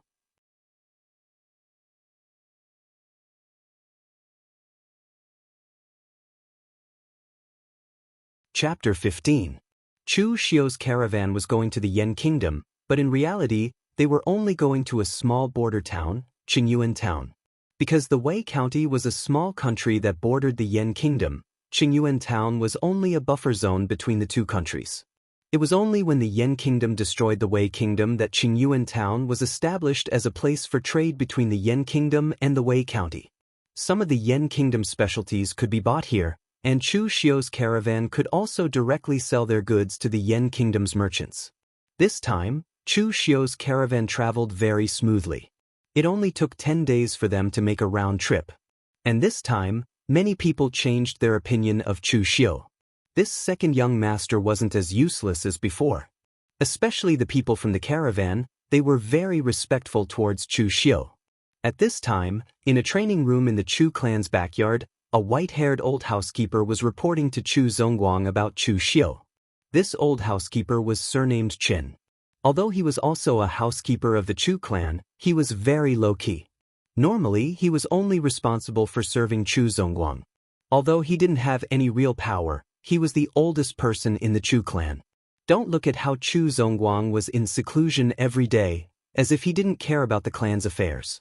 But through housekeeper Qin, the Chu clan's matters couldn't be hidden from him. After listening, Chu Zongguang's eyes revealed a trace of astonishment. But soon after, he coldly snorted and said, "This brat is too risky. If he does this, what if the bandits on the other side aren't moved by force or persuasion and would rather kill him without the goods? Also, if the bandits aren't strong enough to escort them out of the Shangmang Mountain, wouldn't his silver be wasted?" Housekeeper Qin said with a smile, "But second young master's luck is pretty good. The bandits that robbed him only recently arrived at the Shangmang Mountain. Their strength is pretty good. I heard that because of second young master's matter, they have already established some rules in the Shangmang Mountain. In any case, having rules is better than having no rules at all. In the future, our Wei County's people will be able to enter and leave the Shangmang Mountain much more easily." After saying this, housekeeper Qin said hesitantly, "Patriarch, this old servant has something to say, but I don't know if I should say it." Chu Zongguang said lightly, "Old Qin, you've been with me for decades. What else can't you say?" Housekeeper Qin said in a low voice, Patriarch, actually, our Chu family is already very strong. Although the eldest young master was a little reckless, his martial arts talent was not bad. With careful guidance, there was hope for him to become an innate in the future. Although the second young master had been disappointing in the past, he had become quite good after the training in the Nanshan mining area. Although his personality was a little radical and bold, he was still quite capable. Although the third young master's mind was a little gloomy, he was still very cautious in his actions. Although the fourth young master was young, he was precocious. If he was carefully nurtured, he would definitely become a great person in the future. Patriarch, if you can give up on studying that thing and properly teach the four young masters, stop them from continuing to fight amongst themselves, our Chu family might be able to stand shoulder to shoulder with the Shun family in the future. Hearing this, Chu Zongguang's face suddenly became gloomy. Old Chen, what nonsense are you talking about? You've been with me for so many years. You should know how much I've paid for it. I didn't even hesitate to leave my hometown to come to Tongzhou Prefecture. What is a Shun family? Once I understand how to use it, let alone a mere Tongzhou Prefecture, Chu Zongguang, won't even put the entire Wei Prefecture in my eyes. Housekeeper Chen shook his head lightly and sighed silently. He was an old man of the Chu family. When Chu Zongguang was young, he could definitely be considered a young talent. In the end, when he went out to adventure in his early years and brought back that thing, Chu Zongguang seemed to have gone crazy. He brought the family to Tongzhou Prefecture and didn't care about anything else. He only cared about studying that thing. If Chu Zongguang had focused on developing the Chu family, the scale of the Chu family would definitely be much stronger than it was now. Glancing at housekeeper Chen, Chu Zongguang said in a low voice, "Old Chen, I understand what you mean. Don't worry, I know what to do. I haven't even died yet, but my sons are already eyeing the position of patriarch. Only little four can be a bit more honest. In the past, they always fought in the dark. Since they like to fight now, I'll let them fight openly. As long as they don't cause trouble for me, it's fine. All right, Old Chen, go out and help me keep an eye on them. Don't let them cause trouble." Chu Zongguang was stubborn. Housekeeper Chen could only shake his head and leave with a sigh. At this time, Chu Xiu didn't know what his cheap father Chu Zongguang was thinking. He had been living quite well recently. He followed the caravan once and didn't care anymore. In any case, the trade route was already open. He just had to wait to collect the money. The profits of the caravan were usually divided into 3 parts. 1 part was stored with the caravan to buy materials for the next trip, 1 part was given to the family, and 1 part was kept by himself. Chu Xiu was in charge of the caravan. Without hesitation, he transferred a part of the profits that should have been given to the family to himself. The Chu family was the Chu family, and Chu Xiu was Chu Xiu. For him, the entire Chu family, or even the entire Tongzhou Prefecture, was just a springboard for him to enter the Jianghu. Of course, Chu Xiu had to think about his own interests first. While the caravan was traveling, Chu Xiu had been practicing his saber and cultivating his internal strength in his courtyard. Even Gao Bei couldn't bear to watch his desperate actions. Chu Xiu wasn't a masochist. He just didn't know what was ahead of him. There was a sense of urgency that forced him to improve his strength as soon as possible. In the original plot, it was mentioned that the previous owner of this body had left the Tongzhou Prefecture after experiencing a family incident. He stepped into the Jianghu and experienced many hardships, causing his temperament to change greatly. As for what this family incident was and when it would happen, Chu Xiu had no idea. Therefore, he could only find a way to use the Chu family's resources to cultivate as soon as possible and then directly leave the Chu family. According to Chu Xiu's estimation, as long as his talent wasn't so bad that it would make people angry, after Chu Xiu became the heir of the Chu family and got a lot of resources, with the Xiantian skill as a foundation, he should be able to step into the Xiantian realm very soon. Of course, rice should be eaten 1 bite at a time, and the road should also be taken 1 step at a time. At present, what Chu Xiu had to consider was not the Xiantian realm, but the blood condensation realm. The body tempering realm was relatively simple. It was to temper the muscles and bones of the body.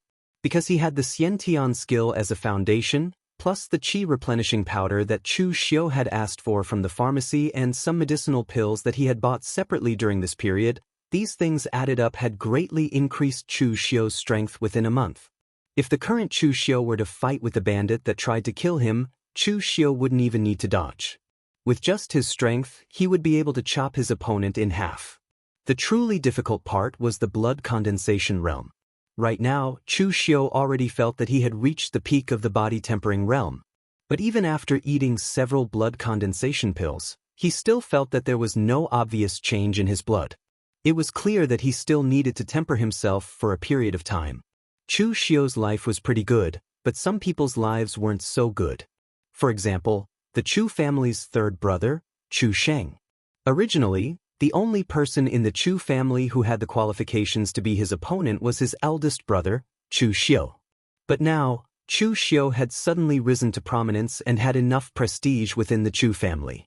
Moreover, he was also in charge of a caravan.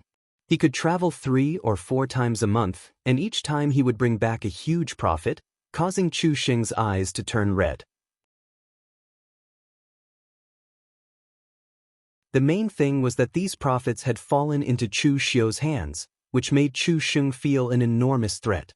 After pacing around the house several times, Chu Sheng frowned and said, "Mother, we can't continue like this.